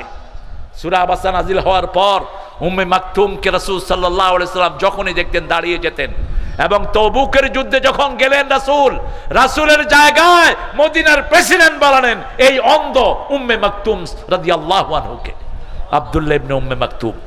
এই উম্মে মাকতুম ঘরে আসতেন, মা এসা বসা, রাসূল বললেন তুমি বসে আছো কেন? বলছে সে তো অন্ধ। রাসূল বললেন তুমিও কি অন্ধ হয়েছো নাকি? তুমি ভিতরে চলে যাও। প্রত্যেকটা মেয়ের জন্য পর্দা আছে, ছেলের জন্য পর্দা আছে, সেজন্য আপনি আপনার চক্ষুটাকে হেফাজত রাখেন। চক্ষু হেফাজত করা ইবাদত। রাসূল বলতেন আলাইকুম হাক্কুত তারিক, তোমাদের জন্য রাস্তার হক আদায় করতে হবে। যারা রাস্তায় বের হও, 5টা হক। কয়টা? ফার্স্ট, প্রথম হকটা হলো গদ্দুল বাসার, চোখটাকে নিজে রাখো। কই হুজুর একবার তো দেখা যায় জি আছে, এরকম বেয়াদব আছে না নাই? না, আপনার চোখের সামনে পড়ল, সেখানে হিন্দু বোনেরা থাকতে পারেন, অন্য ধর্মের লোকেরা থাকতে পারেন, আপনি আস্তে করে মাথা নিচের দিকে দিয়ে পড়বেন নাউযু বিল্লাহি মিনাশ শাইতানির, তাহলে ওর কোনো মহাব্বত আপনার হৃদয়ে ঢুকবে না, ও চলে গেল। এই প্রথম গদ্দুল বাসার, চোখকে হেফাজত করো। দ্বিতীয় হলো সৎ কাজের আদেশ, অসৎ কাজের নিষেধ। 3 নাম্বার। 4 নাম্বার হলো সালাম দিবেন। কি দিবেন? সালাম দিবেন রাস্তায় যাকে পান। এই জন্য সুন্দরী মেয়েদেরকে দিয়া আসসালামু আলাইকুম আপু, এই শয়তানি যেন না হয়।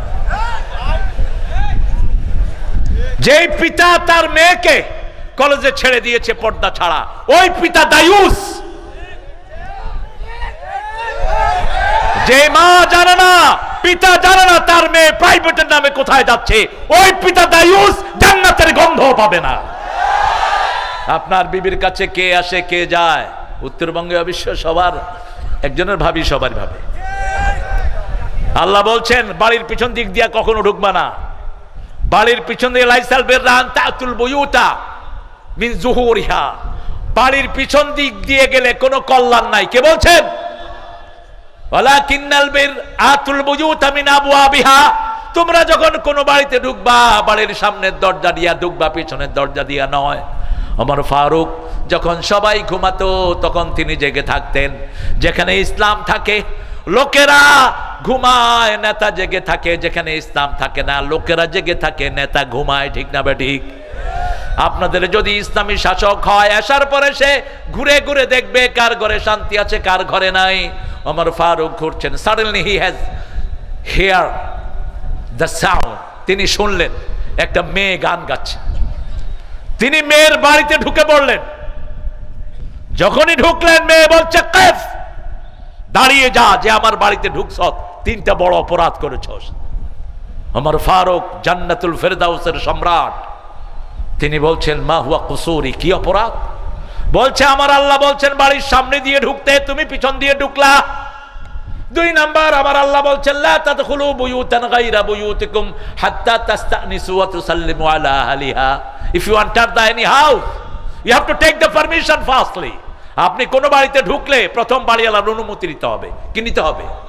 3 নম্বরে সালাম দিতে হবে। আপনি কোনোটাই করেন নাই।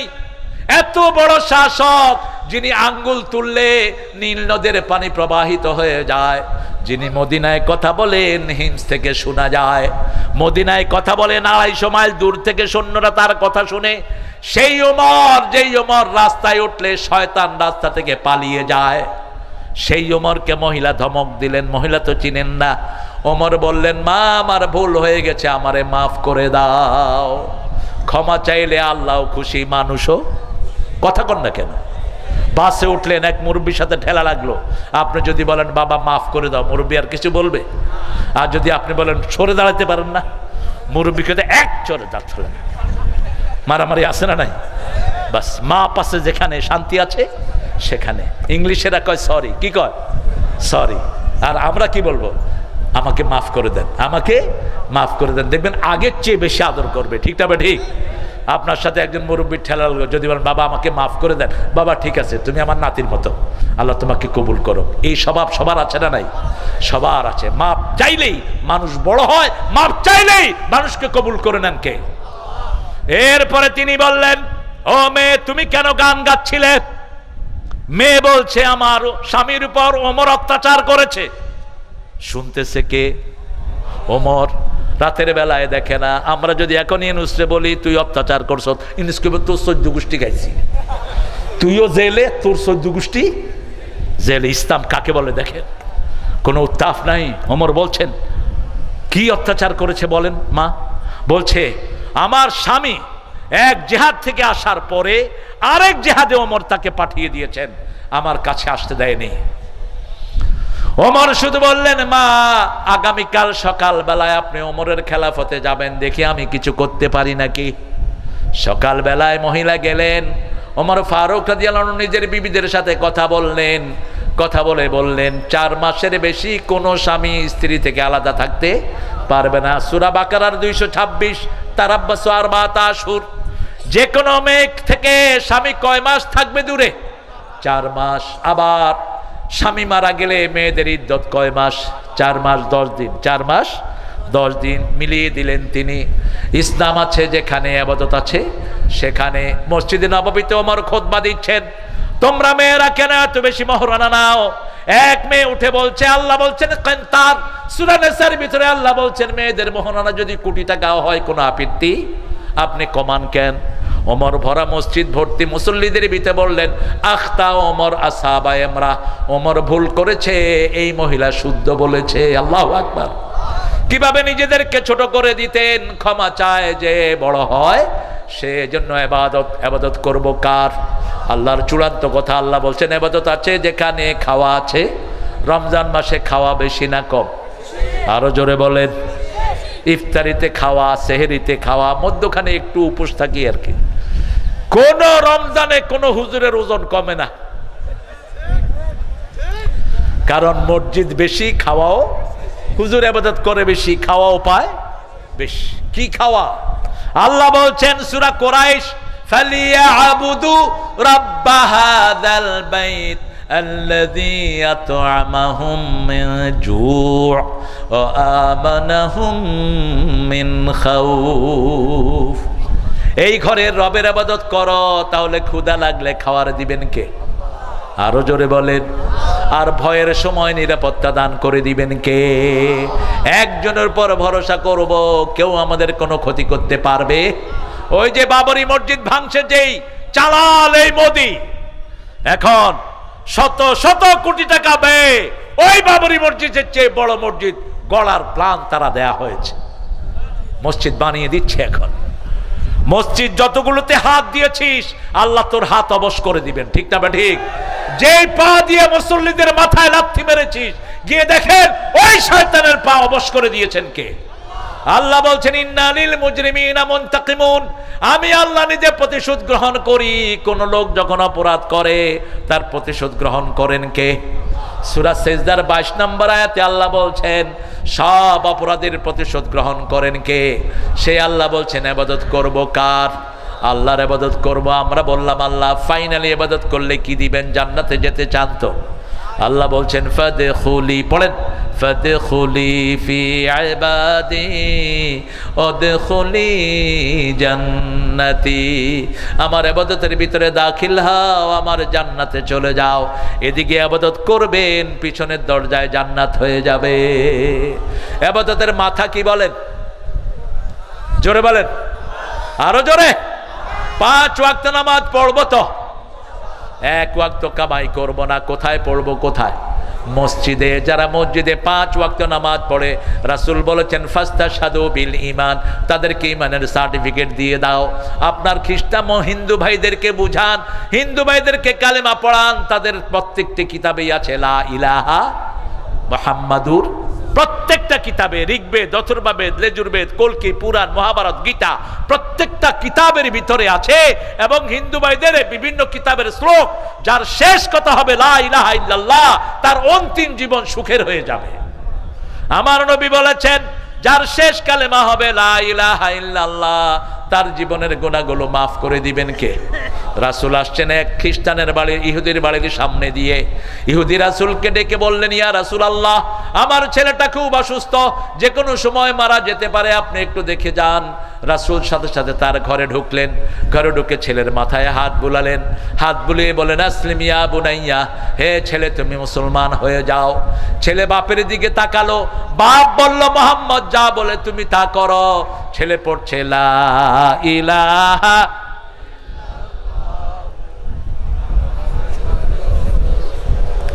কালেমা শেষ জীবনও। রাসূল বললেন, একটু আগে ছেলেটা জাহান্নামী ছিল, এখন কোথায় গেছে? জান্নাতে। আমাদের এই চেষ্টা থাকবে। একজন হিন্দু ভাই অসুস্থ, আপনি যান তার কাছে, তার ঘরে যান, তাকে চিকিৎসা করান। রাসূল বলছেন, যে কোনো রোগী দেখতে যায় সে জান্নাতে ঢুকে।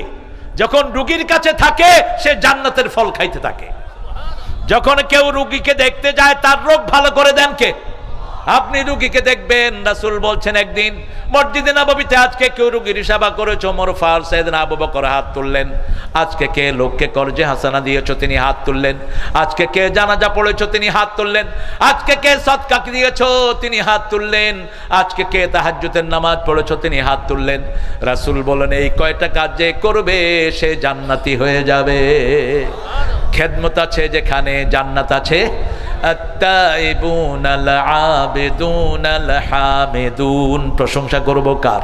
প্রশংসা কিভাবে করব? দেখেন, প্রশংসার উপরে পৃথিবী টিকে আছে। শুধু আল্লাহর প্রশংসার উপরে আরশ টিকে আছে। পৃথিবীতে সবচেয়ে বেশি, সারা দুনিয়া আখিরাতে সবচেয়ে বেশি ভারী হলো আল্লাহর আরশ।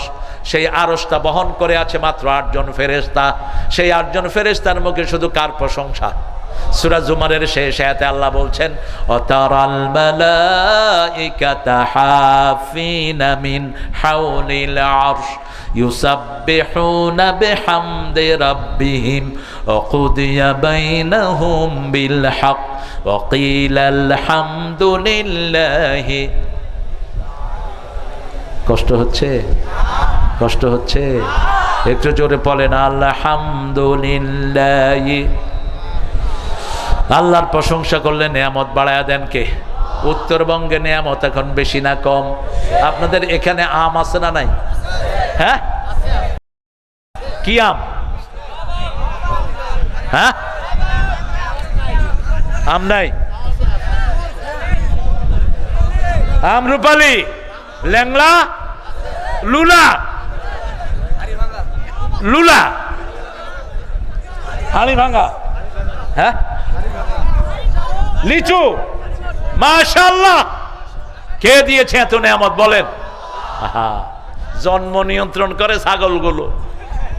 জমি যা খালি আছে বাংলাদেশে যদি এখন 18 কোটি হয়, আরো 18 কোটি হলো এই জমিন ভরবে না। ঠিক না ঠিক? আপনি চিন্তা করেন তো, দিনাজপুর থেকে ঠাকুরগাঁ যখন রওনা হই, দুই পাশে খালি মাঠ, 1000 কোটি বিঘা আছে না নাই? হাজার হাজার বিঘা আছে না নাই? অথচ মানুষ কয় যে আমাদের খাওয়া নাই, আমাদের জায়গা নাই। শুধু জন্ম নিয়ন্ত্রণ করো, ছেলে হোক মেয়ে হোক। কয়টি? 2টি হইলে যথেষ্ট, একটা হইলে ভালো হয়, না হইলে আরো ভালো। এগুলো হলো জিনাকার।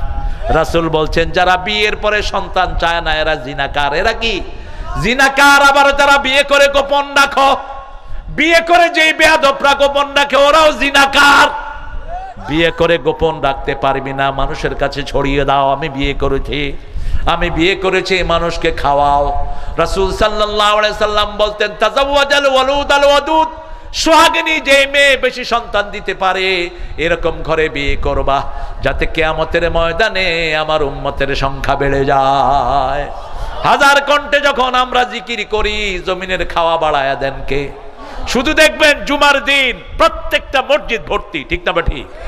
এই একদিন মসজিদ ভর্তি। রিকশাওয়ালা রিকশা থুইয়া কোথায় যায়? মসজিদে যায়। যদি সারা সপ্তাহে এভাবে নামাজ পড়তো, বাংলাদেশের বরকত দিয়ে সারা দুনিয়া ছড়িয়ে যেত। ঠিক না ঠিক? এত বরকত আল্লাহ দিয়েছেন শুধুমাত্র জুমার বরকতে। আমরা আজকে থেকে নিয়ত করব, ছেলে মেয়ে সবাই মিলে আমরা কি পড়বো? কি পড়বো? মৃত্যুর পরে প্রথম হিসাব হবে কিসের? আরো জোরে বলেন। আপনি অন্য কিছুর হিসাব নেন কেন? আপনার ছেলে আপনার মেয়ে যখনই ঘরে আসবে জিজ্ঞেস করবেন, বাবা নামাজ পড়েছো? মা নামাজ পড়েছো? সেটা জিজ্ঞেস না করলে, প্রাইভেট না পড়ে কই গেছিলি, কই গেছিলি? নামাজ নিজেও পড়ে না, পোলাপানেরও খবর। খবরদার, আপনি যদি ছেলের নামাজের খবর না নেন, সূরা ফুসসিলাতের ভিতরে আল্লাহ বলছেন এই ছেলে আপনাকে পায়ের তলায় দিবে। ওয়াকালাল্লাযীনা কাফারু রাব্বানা আরিনাল্লাযীনা আদাল্লানা মিনাল জিন্নি ওয়াল ইনস নাজআলহুমা তাহতা আকদামিনা লিয়াকুনা মিনাল আসফালিন। Oh Rabb, show us those people who made us stray. কাফেররা বলবে আল্লাহ ওই লোকদেরকে দেখিয়ে দেন যারা আমাদেরকে গোমরা করেছে, তাদেরকে পায়ের তলায় দিয়ে দেই, তাদেরকে পায়ের তলায় দিয়ে তারপরে আমরা সেখানে যাই। আল্লাহ আমাদের ছেলেদেরকে আমাদের নাজাতের কারণ করে দেন। আর আপনার ছেলে মেয়ে যখন সেজদা দিবে ওই সেজদার সওয়াব আপনার আমলনামায় তুলে দিবেন কে? আরো জোরে বলেন। প্রত্যেকটা নবী দোয়া করেছেন ছেলে যেন নামাজ কায়েমকারী হয়। জাতির পিতা ইব্রাহিম ছেলে মেয়ের জন্য দোয়া করছেন, রব্বে জাআলনি, পড়েন, রব্বে জাআলনি মুকিমাস সালাতি ওয়া মিন যুররিয়াতি রব্বানা ওয়া তাকাব্বাল দুআ। কি করে ঘুমিয়ে থাকো ফজর করে কাজা, এমনও তো হতে পারে জোহরে জানাজা। কি করে ঘুমিয়ে থাকো আসর করে কাজা, এমনও তো হতে পারে মাগরিবে জানাজা। ঠিক কিনা? এই জন্য প্রত্যেক নামাজ পড়বেন একটা হাদিস পড়বেন, পড়েন সল্লু, পড়েন সল্লু সলাতাল ওয়াদা, বিদায়ী নামাজ পড়ো। কি নামাজ? বিদায়ী নামাজ। রাসূলের হাদিসটা পড়তেন, কিন্তু আমাদের দেশে একটা মসজিদে আমি পেলাম না যে ইমামরা এটা পড়ে। আরবে পড়ে, মিডল ইস্টে পড়ে, ভালো ভালো ইমামরা, বড় বড় ইমামরা পড়ে সল্লু সলাতাল ওয়াদা, বিদায়ী নামাজ পড়ো। আখিরাতের কাজ করবেন, মনে হবে আজকে শেষ।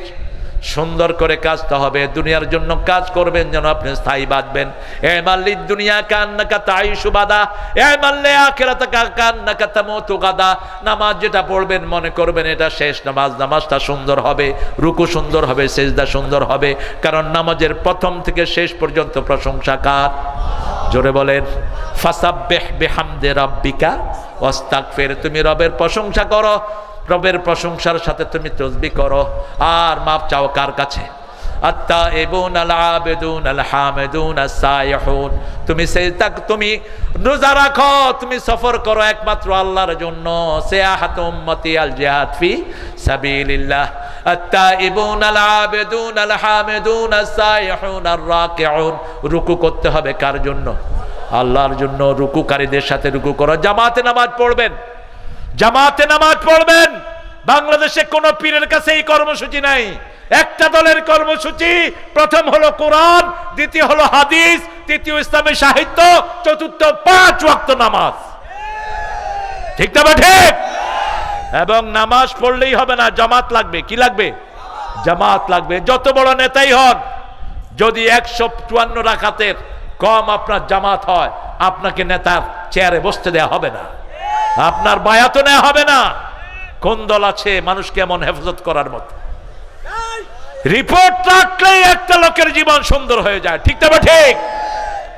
কারণ আল্লাহর হাবিব বলতেন, ওমর ফারুক বলতেন, হাসিবু কাবলা আন তুহাসাবু। আল্লাহর কাছে হিসাব দেওয়ার আগে নিজের হিসাব নিজেই করে নাও। আমাদের নিজের হিসাব নিজেই করতে হবে।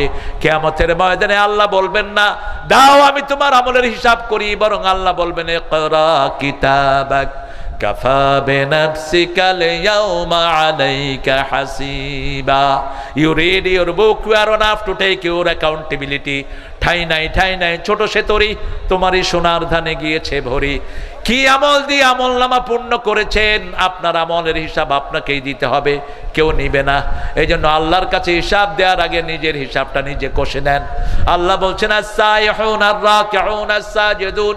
সিজদা করব কার জন্য? রাসূল বলতেন আকরাবুল আবদু ইনদা রাব্বিহি ওয়া হুয়া সাজিদ। বান্দা যখন সেজদায় যায় আল্লাহর সবচেয়ে নিকটে চলে যায়।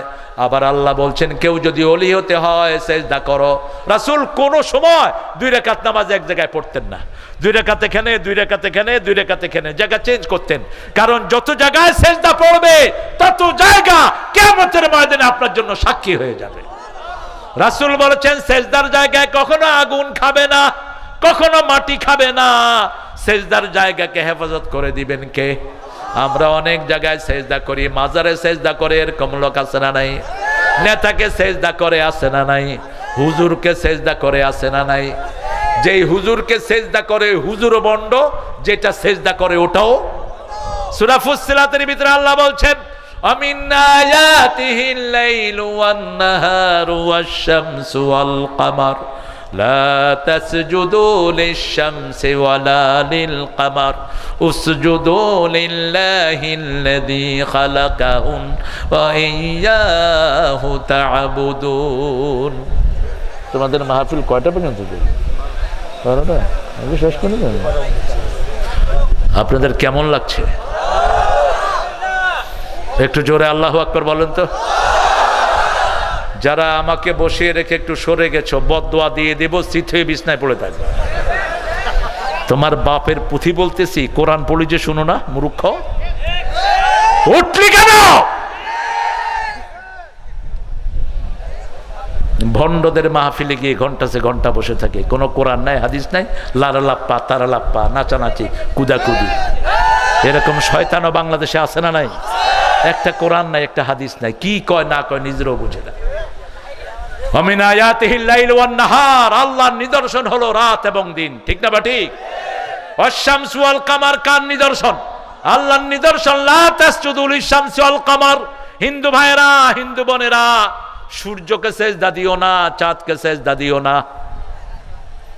আমি সিলেট গেলাম একবার, পূজা চলছিল, দেখি যে একজন হিন্দু হেডমাস্টার পুকুরে নেমে এরম করতেছে, হরে হরে।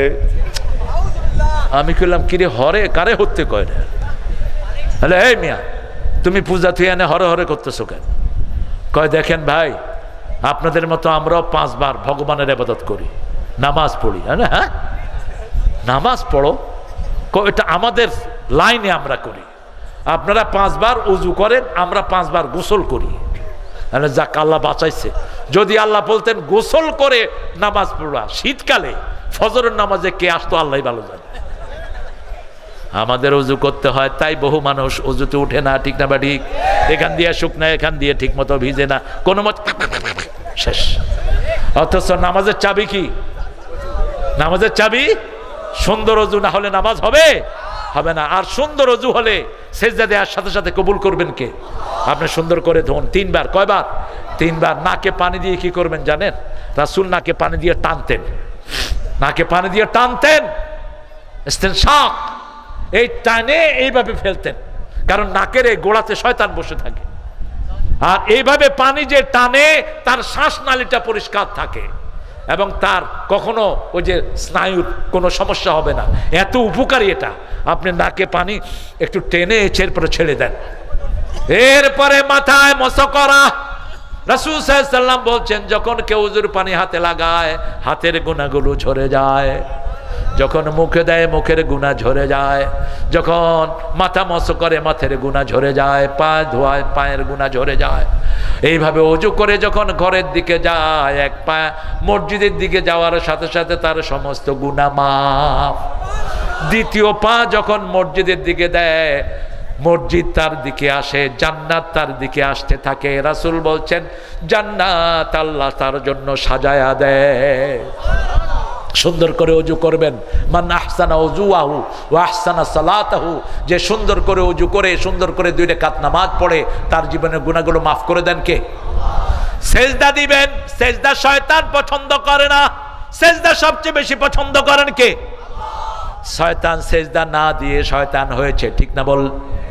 আল্লাহ বলছেন, উসজুদু লি আদম ফাসাজাদু ইল্লা ইবলিস। আদমকে সেজদা করো, সবাই সেজদা করলো, কিন্তু ইবলিস সেজদা করলো।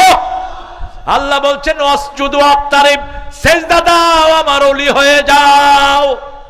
একজনকে সেজদা করতে হবে, তিনি কে? আমি ওই হিন্দু হেডমাস্টারকে জিজ্ঞেস করলাম, আপনি কিভাবে কি করেন? কয়, পানিতে ডুব দিয়া সূর্যের দিকে হাত উঠে বলি, হরে হরে কৃষ্ণ কৃষ্ণ হরে হরে। তো হরেকে আপনি কাকে ডাকছেন? বলছে, আপনি যে আল্লাহকে ডাকেন, আমিও সেই আল্লাহকে ডাকছি। আমি বললাম, আপনার নাম কি? তিনি বলছেন একটা নাম, তিনি বললেন। আমি বললাম, দেখেন, আপনাকে যদি কেউ আমার নামে ডাকে, তারেক বলে ডাকে, আপনি ডাক শুনবেন? কয় না, শুনবো না। কেন? আমার নাম তো আমার আব্বা এটা দিয়েছেন। আমি বললাম আল্লাহর নাম আল্লাহ রেখেছেন আল্লাহ, আপনি হরে দিলেন কেন? আল্লাহ নাম আল্লাহ রেখেছে আল্লাহ, আপনি ভগবান দিলেন কেন? আল্লাহর নাম আল্লাহ রেখেছে আল্লাহ, আপনি গড দিলেন কেন? আপনাদের হিন্দু ভাইদের কিতাবেই আছে আল্লাহর নাম আল্লাহ। কি নাম? আল্লাহ। ভগবানের ভগবতী আছে, ঈশ্বরের ঈশ্বরী আছে, গডের গডেস আছে। আমার আল্লাহ বলছেন কুল হুয়াল্লাহু আহাদ আল্লাহুস সামাদ লাম ইয়ালিদ ওয়া লাম ইউলাদ ওয়া লাম ইয়াকুল লাহু কুফুয়ান। একবার সূরা ইখলাস যে পড়বে 10 পারা সওয়াব দান করে দিবেন কে? এখন আপনারা সবাই যখন একবার সূরা ইখলাস পড়লেন, আপনাদের সবার জন্য জান্নাতে অনেকগুলো প্রাসাদ হয়ে গেল। ধরেন 1 লক্ষ লোক যদি এখানে থাকে, জান্নাতের ভিতরে 10 বার কেউ সূরা ইখলাস পড়লে তার জন্য একটা প্রাসাদ হয়। আর 100 বার পড়লে 10টা প্রাসাদ, 1000 বার পড়লে কতটা প্রাসাদ? 100টা প্রাসাদ। আর 1 লক্ষ বার পড়লে কয়টা প্রাসাদ? সুবহানাল্লাহ বলতে ইচ্ছা করে না? আর জান্নাতের প্রাসাদ একটা কত বড় বলেন তো? আপনাদের এই থানার নাম কি? কাহারুল থানার মতো নাকি? না, জান্নাতের একটা বেদানাই তো আপনাদের এই কাহারুলের মতো হবে। এত বিশাল ফল, আপনি ফল দেখে কইবেন সর্বনাশ, এই ফল আমি খামু না কি করব? যেমন আপনাকে যখন ফল দিবে আপনি বলবেন ঔতুবিহি মুতাশাবিহা, আল্লাহ এরকম ফল দুনিয়াতেও খাইছি। আল্লাহ বলবেন এটার মতো খাইছো, এটা খাও নাই। লা মাকতুয়াতে ওয়ালা মামনুয়া, এটার ভিতরে কোনো নিষেধাজ্ঞা নাই, এটার ভিতরে কোনো বিচি নাই, কোনো চামড়া নাই। দুনিয়ার আমের উপরে বিচি, উপরের মধ্যে চামড়া, ভিতরে কি থাকে? কি থাকে? বয়া, কয়া, কয়া। এটা ফেরেশতাও বুঝবে না। মিয়া কিসের কয়া কয়া লইছে? খায়ের কাটি, আপনার বুঝলেই হলো। যারা বুঝে এটা হলো ভাষা, বুঝলে এটা কি ভাষা, এই কয়া। কিন্তু জান্নাতের আম দেখা যাবে দুনিয়ার আমের মতো, দুনিয়ার খিসার মতো, মুখে দিলেই মুখের সাথে মিলে যাবে। কুতুফুহা দানিয়া, এরকম ধরে থাকবে জান্নাতের মধ্যে। রাসূল একদিন নামাজ পড়াচ্ছিলেন, নামাজটা হলো বৃষ্টির নামাজ। কিসের নামাজ? বৃষ্টির নামাজ। দীর্ঘ সময় পড়াতেন রাসূল সাল্লাল্লাহু আলাইহি ওয়াসাল্লাম। তো মুসালমা বললেন আমিও রাসূলের নামাজে দাঁড়ালাম, কিন্তু এত লম্বা সময়, আসমা রাদিয়াল্লাহু আনহা, আয়েশা সিদ্দিকার বোন, আমি অজ্ঞান হয়ে গেলাম, এত লম্বা সময় রাসূল নামাজ পড়ছেন।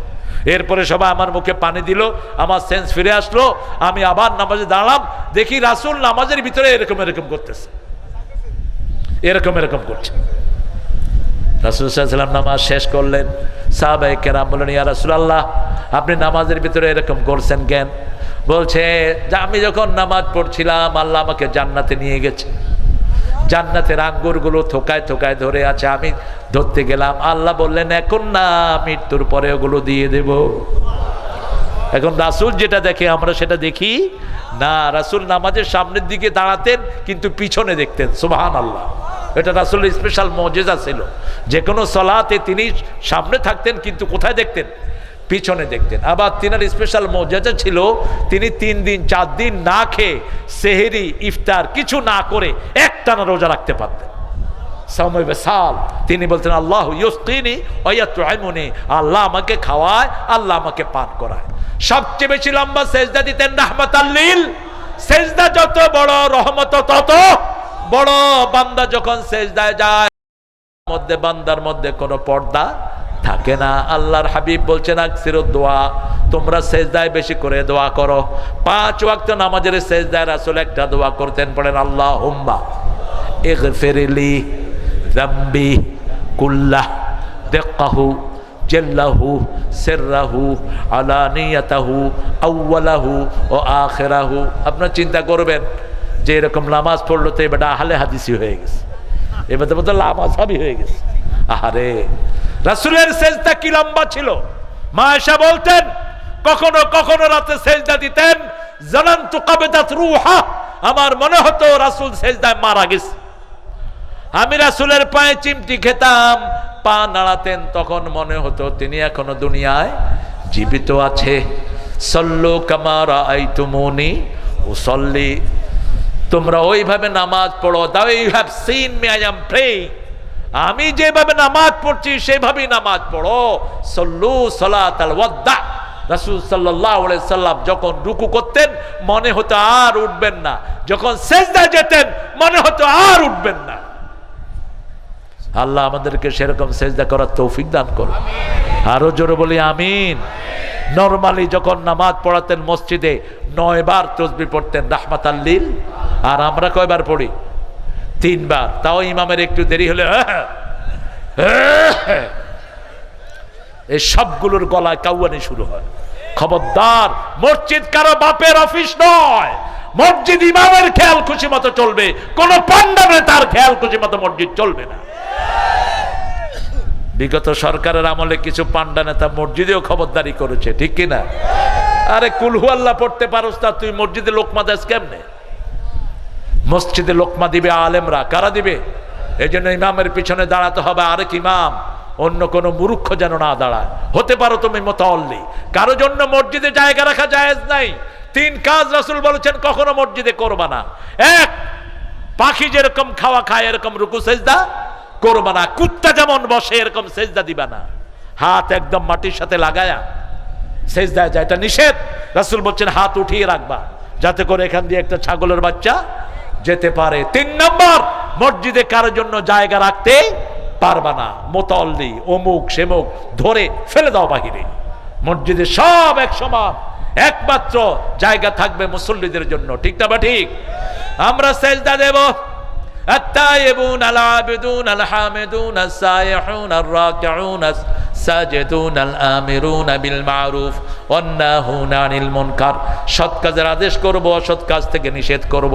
যে এলাকায় সৎ কাজের আদেশ থাকে না ওই এলাকা পুরোটাই গজবের উপযুক্ত হয়ে যায়। যখন দেখবেন রাতের বেলায় কিছু সুন্দর ছেলে বসে বসে মোবাইল টিপতেছে, বিভিন্ন জিনিস দেখতেছে, আদর করে তাদেরকে সেখান থেকে উঠিয়ে দেন। তাদেরকে বলেন, বাবা এই সময় তোমাদের এটা খেলার সময় নয়, তোমরা এই সময় গিয়ে ঘরে পড়ো, তোমরা এই সময় গিয়ে ঘরে কোরআন পড়ো, তোমাদের স্কুলের পড়া পড়ো। আদর করে বলবেন। বাচ্চাদেরকে কোরআনমুখী করেন, নামাজমুখী করেন। বাচ্চাদের চরিত্র ভালো করে দিবেন কে? আল্লাহ ভালো করে দিবেন। আপনি সৎ কাজের আদেশ দিবেন। যে কোনো জায়গাতে দেখলেন মেয়ে যাচ্ছে, মাথায় নেকাব নাই, পর্দা নাই, মেয়েকে আদর করে ঘরে পাঠিয়ে দেন। মা, ঘরে গিয়ে তোমার মাকে বলো, বাবাকে বলো তোমার জন্য মাথা ঢেকে তোমাকে বাইরে বের করে। একটা মেয়ে যখন বেপরদিগিতে ঘর থেকে বের হয়, যত খারাপ দৃষ্টি এই মেয়ের উপর পড়বে, অতজনের জিনার গুনাহ তার মা বাপের আমলনামায় উঠবে। আপনি যখন মেয়ে বালেগা হয়, 5 বছর বয়স থেকে আর কোন ছেলের কাছে মেয়েকে প্রাইভেট পড়াবেন না। আমাদের এই রংপুরে 5 বছরের ইয়াসমিনকে ধর্ষণ করেছে পুলিশ। কয় বছর? 5 বছর ইয়াসমিন ধর্ষিতা হয়েছে পুলিশের হাতে। এই জন্য মেয়েদেরকে আপনারা দিন শিখাবেন, মেয়েদেরকে পর্দাশীলা বানাবেন। একটা মেয়েকে তার কাছে, মেয়ে শিক্ষকের কাছে আপনি পড়াবেন। কো-এডুকেশন আপনি দেখেন এখন স্কুলের ছেলেরা, তারপরে কলেজের ছেলেরা মেয়েদের হাতে হাত দিয়ে হাঁটে, আপনাদের এখানে নাই? ক্লাস 5-এর ছেলে স্কুলে বিড়ি খায়, আবার স্কুলে গাঁজা বিক্রি হয়। কি হচ্ছে সমাজে? আপনারা প্রতিরোধ গড়ে তোলেন। আপনি বলেন আমার স্কুলের ছেলেকে দিন শিক্ষা দিতে হবে। ডক্টর ইউনূস, এবার তুই তাড়াতাড়ি ভাগ, তুই গুড ফর নাথিং, কিচ্ছু করতে পারোস নাই, তোর কাছে কোনো ক্ষমতাও নাই। এসেই বলছে খারাপ সাইট যেগুলো আছে ইন্টারনেটে বন্ধ করবে, গোড়ার ডিম কিচ্ছু না। এসে অনেক কিছু বলেছে সে, আপনাদের তিস্তা ব্যারেজ করবে, এখন খবর নাই। এখন আছে নিজের আখের গুটানোর তালে। আর উপদেষ্টা যেগুলো নিয়েছে ম্যাক্সিমাম গুলো বেনামাজি। এই জন্য আমরা চাই একটা সুন্দর সমাধান হয়ে ডানপন্থী কোরআন প্রেমিকেরা ক্ষমতায় বসুক, ঠিক না বেটাই? একটা আইন পাস করবে, আমাদের প্রত্যেকটা স্কুলে আজান দিয়ে ছেলেরা ঢুকবে, আজানের নামাজ পড়ে স্কুল থেকে বেরিয়ে আসবে। ঘর থেকে যাওয়ার সময় পিতামাতাকে সালাম করবে, আবার স্কুলে গিয়ে সালাম দিবে। 1,20,00,000 শিশু প্রত্যেক দিন স্কুলে যায়। এই 1,20,00,000 শিশু যদি পিতামাতাকে সকালবেলায় সালাম দেয়, 1 কোটি সালাম সারা দেশে পড়ে যায়, ঠিক না বে ঠিক? আর সালাম হলেই দোয়া কবুল করেন কে? সালাম আছে যেখানে শান্তি আছে। আল্লাহ বলছেন জান্নাতে শুধু সালাম থাকবে, লা ইয়াসমাউনা ফিহা লাগওয়াও ওয়ালা তাসিমা ইল্লা কিলান সালামান সালামা। সালাম সালাম। ও ভালো কথা, লেখা সুন্দর, পুরস্কার দেওয়ার মতো লেখা। কিন্তু এটা খারাপ হলো কখন? যখন বেটার সাথে বেডি লাগলো, তখন সালাম থাকলো না, গজব হয়ে গেল। আমি নেপালে গিয়েছি, এক হোটেল দেখি বিসমিল্লাহ হোটেল, ঢুকলাম, ঢুকে দেখি যে ফোর্ক মিট, শুয়োরের গোস্ত। হ্যালো, এই उल्लू का पट्टा इधर आ, क्यों फोर्क लगाया और बिस्मिल्लाह लगाया? तो बोलते से आप जैसे आदमी के लिए बिस्मिल्लाह लगाया, আপনার মতো হুজুরদের জন্য বিসমিল্লাহ লাগাইছে, আর যারা আছে আশেপাশে হিন্দুরা এদের জন্য এই শুয়োরের গোস্ত লাগাইছে। আমাদের দেশে এটা আছে না নাই? আপনার ছেলে যদি সালাম দেয়, আপনার ঘরে রহমত ঢেলে দিবেন কে? সালাম কার নাম? আরে জোরে বলেন। লাইলাতুল কদরে আল্লাহ কি দেয়? সালামুন হিয়া হাত্তা মাতলাইল। নোয়াখালীর লোক কাহারুলে ব্যবসা করে, এরকম আছে না নাই? কেন করে? এখানে একটু শান্তি পাওয়ার জন্য, ঠিক না বা ঠিক? আবার কাহারুলের লোক ঢাকায় যায় কাজ করার জন্য, কিসের জন্য? একটু শান্তির জন্য। একটু শান্তির জন্য দেশ থেকে বিদেশে পাড়ি জমায়, সবটার পিছনে শান্তি এবং শান্তি। এজন্য আল্লাহ বলছেন আমার নামই শান্তি। আল্লাহুম্মা আনতাস সালাম ওয়া মিনকাস সালাম তাবারাকতা ওয়া তাআলাইকা ইয়া যাল জালালি ওয়াল ইকরাম। একজন শান্তির মালিক, তিনি কে? এই লেখাটা অসাধারণ। সালাম সালাম হাজার সালাম, শহীদ স্মৃতি স্মরণে আমার হৃদয়। আপনি তো জানেন না, সব ভদ্রলোক। স্কুলে এটা আমরা পড়তাম, সুন্দর লেখা। আমাদের শহীদদের উপর আল্লাহ সালাম বর্ষণ করেন, বলেন আমিন। আমাদের এই যে 5ই আগস্ট যারা শহীদ হয়েছে, শান্তি বর্ষিত হোক তাদের উপর। প্রথম রক্ত শুরু হয় উত্তরবঙ্গ থেকে, ইসলামের বিজয় শুরু হবে উত্তরবঙ্গ থেকে। আল্লাহ কবুল করুক, আরো জোরে বলে আমিন। আমার প্রিয় ভাইয়েরা, আমরা যেভাবে এখন ঐক্যবদ্ধ হয়ে আছি, এইভাবে আমরা কোরআনকে চাইতো, আমরা নামাজকে চাইতো। দেখেন, একজন লোক আমি দেখছি, বহু আওয়ামী লীগের নেতা মেয়ে বিয়ে দেওয়ার জন্য শিবিরের ছেলে খোঁজে। আমি কইলাম ভাই, শিবিরের ছেলে কেন? কয় শিবিরের ছেলেরা আর যাই হোক চরিত্র ভালো, আমার মেয়েটাকে ঠিক মতো রাখবে, ঠিক না ঠিক? আবার আওয়ামী লীগের এক বড় নেতা, তার বড় ইন্ডাস্ট্রি, সেই ইন্ডাস্ট্রির ম্যানেজার রেখেছেন ঢাকা মহানগরীর ওই সময়কার সভাপতি মোমেনুল হক পাটোয়ারিকে, ওষুধ কোম্পানির মূল দায়িত্বে। হাসিনা জিজ্ঞেস করলো কি ব্যাপার, আপনি করেন আওয়ামী লীগ, আপনার ওখানে জামাতের মহানগরী আমিরকে আপনি কেন আপনার সেখানে দায়িত্ব দিলেন? বলছে দেখেন ম্যাডাম, আমাদের যারা আছে খাই খাই দায়ী, শেষে দেখতুম কিছুই নাই। আর এই বেটা একটা পয়সা এদিক সেদিক করে না। এই আমানতদারিতে এদের মধ্যে আছে না নাই? আমরা চাই আমরা সবাই মিলে আল্লাহর কোরআনকে আমরা আনবো, রাজি আছি তো? কারণ কোরআনের ভিতরে সবার কথা আছে না নাই? কোরআনের ভিতরে শান্তির কথা আছে না নাই? সেই জন্য আল্লাহ বলছেন আল্লাহ আমিরুনা বিল মারুফ, সৎ কাজের আদেশ দাও। আপনার ছেলেটা যখন আপনার সামনে এসে আপনাকে সালাম দিয়ে নিচে নামিয়ে মাথা নামিয়ে দিবে, আপনার মনটা খুশি হবে না বেজার? আর ছেলে যদি আইসা বলে বাপ গাঁজার পয়সা দে, নইলে তোরে খামু, এরকম ছেলে আছে না নাই? আজকে রংপুরে একটা ছেলে বলছে আমার চাচতো ভাই আমার চাচাকে গাঁজার পয়সার জন্য পিটিয়ে মেরেই ফেলেছে। এই তো সমাজের চিত্র।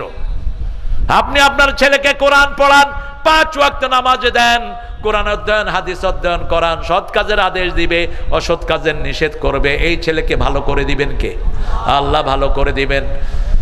আল হাফিজুন আলি হুদুদিল্লাহ, আল্লাহর হদগুলোকে হেফাজত করেন। আল্লাহর হদ হলো জিনা করা যাবে, চুরি করা যাবে। আল্লাহর হদ হলো মাহারিমুহা, যত হারাম কাজ এগুলো আল্লাহর সীমানা, এগুলো ডিঙাবেন না। যখনই কেউ অপরাধ করে তার কলিজার ভিতরে কালো দাগ পড়ে যায়। রাসূল বলছেন আল হালালু বাইয়িনুন ওয়াল হারামু বাইয়িনুন বাইনাহুমা মুশতাবিহাত। হালাল স্পষ্ট, হারাম স্পষ্ট, মধ্যাহ্নে সন্দিহান জিনিস আছে, যখনই সন্দেহ হয় এগুলো ছেড়ে দাও। শরীরের ভিতরে একটা গোস্তের টুকরা আছে, ইন্না ফিল জাসাদি মুযগা ইযা সালাহা সালাহাল জাসাদু কুল্লু ইযা ফাসাদাত ফাসাদাল জাসাদু কুল্লু আলা ওয়াহিয়াল কলব। শরীরে একটা গোস্তের টুকরা আছে, এটা ভালো হলে সারা শরীর ভালো হয়ে যায়, এটা খারাপ হলে সারা শরীর খারাপ হয়ে যায়। এটার নাম হলো অন্তর। এটার নাম কি? এটার নাম কি? অন্তর। এই জন্য তসবিহ পড়বেন, মানুষকে, মুরব্বীকে সালাম দিবেন, পিতামাতার খেদমত করবেন, আপনার প্রতিবেশী হিন্দু ঘরে খাওয়া নাই তারে খাওয়ার দিবেন, আপনার ছেলেদের জন্য ফল কিনলে তাকেও দিবেন, ফল দিতে না পারলে খোসাগুলো বাইরে ফেলবেন না।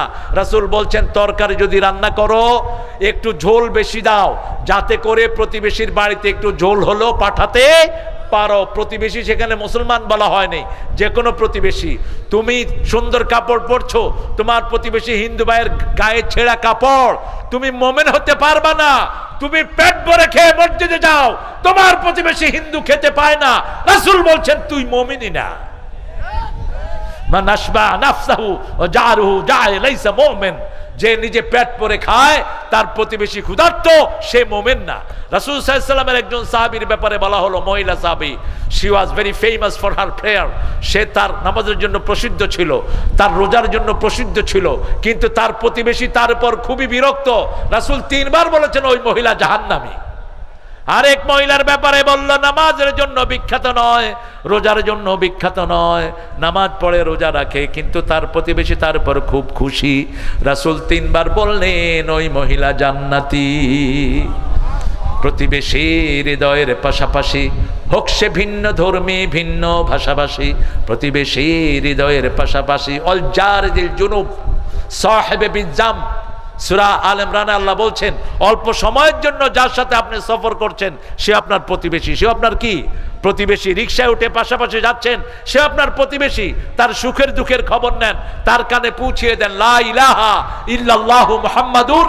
তাকে বলেন ভাই মরতে হবে, মৃত্যুর পরে প্রথম হিসাব দিতে হবে কিসের? প্রত্যেকের। এটা কোনো ব্যক্তি বিশেষণ নয়। আক্কারে ইউনুস থেকে শুরু করে মেথর পর্যন্ত, ট্রাম্প থেকে শুরু করে ছোট মানুষ পর্যন্ত সবাইকে এক হিসাব দিতে হবে, নামাজ পড়েছো কিনা, ঠিক না? বা ঠিক। সেই জন্য আমরা আজকে থেকে আর নামাজ ছেড়ে দেব না। আমরা এই 8টা গুণ অর্জন করব। অবাশশিরিল মুমিনিন। তাহলে জান্নাতের খোঁজ খবরই আমাদের জন্য দিচ্ছেন কে? আল্লাহ আমাদের সবাইকে জান্নাতে যাওয়ার ব্যবস্থা করে দেন। আরো চিৎকার করে বলেন আমিন। পড়েন সুবহানাকা আল্লাহুম্মা ওয়া বিহামদিক।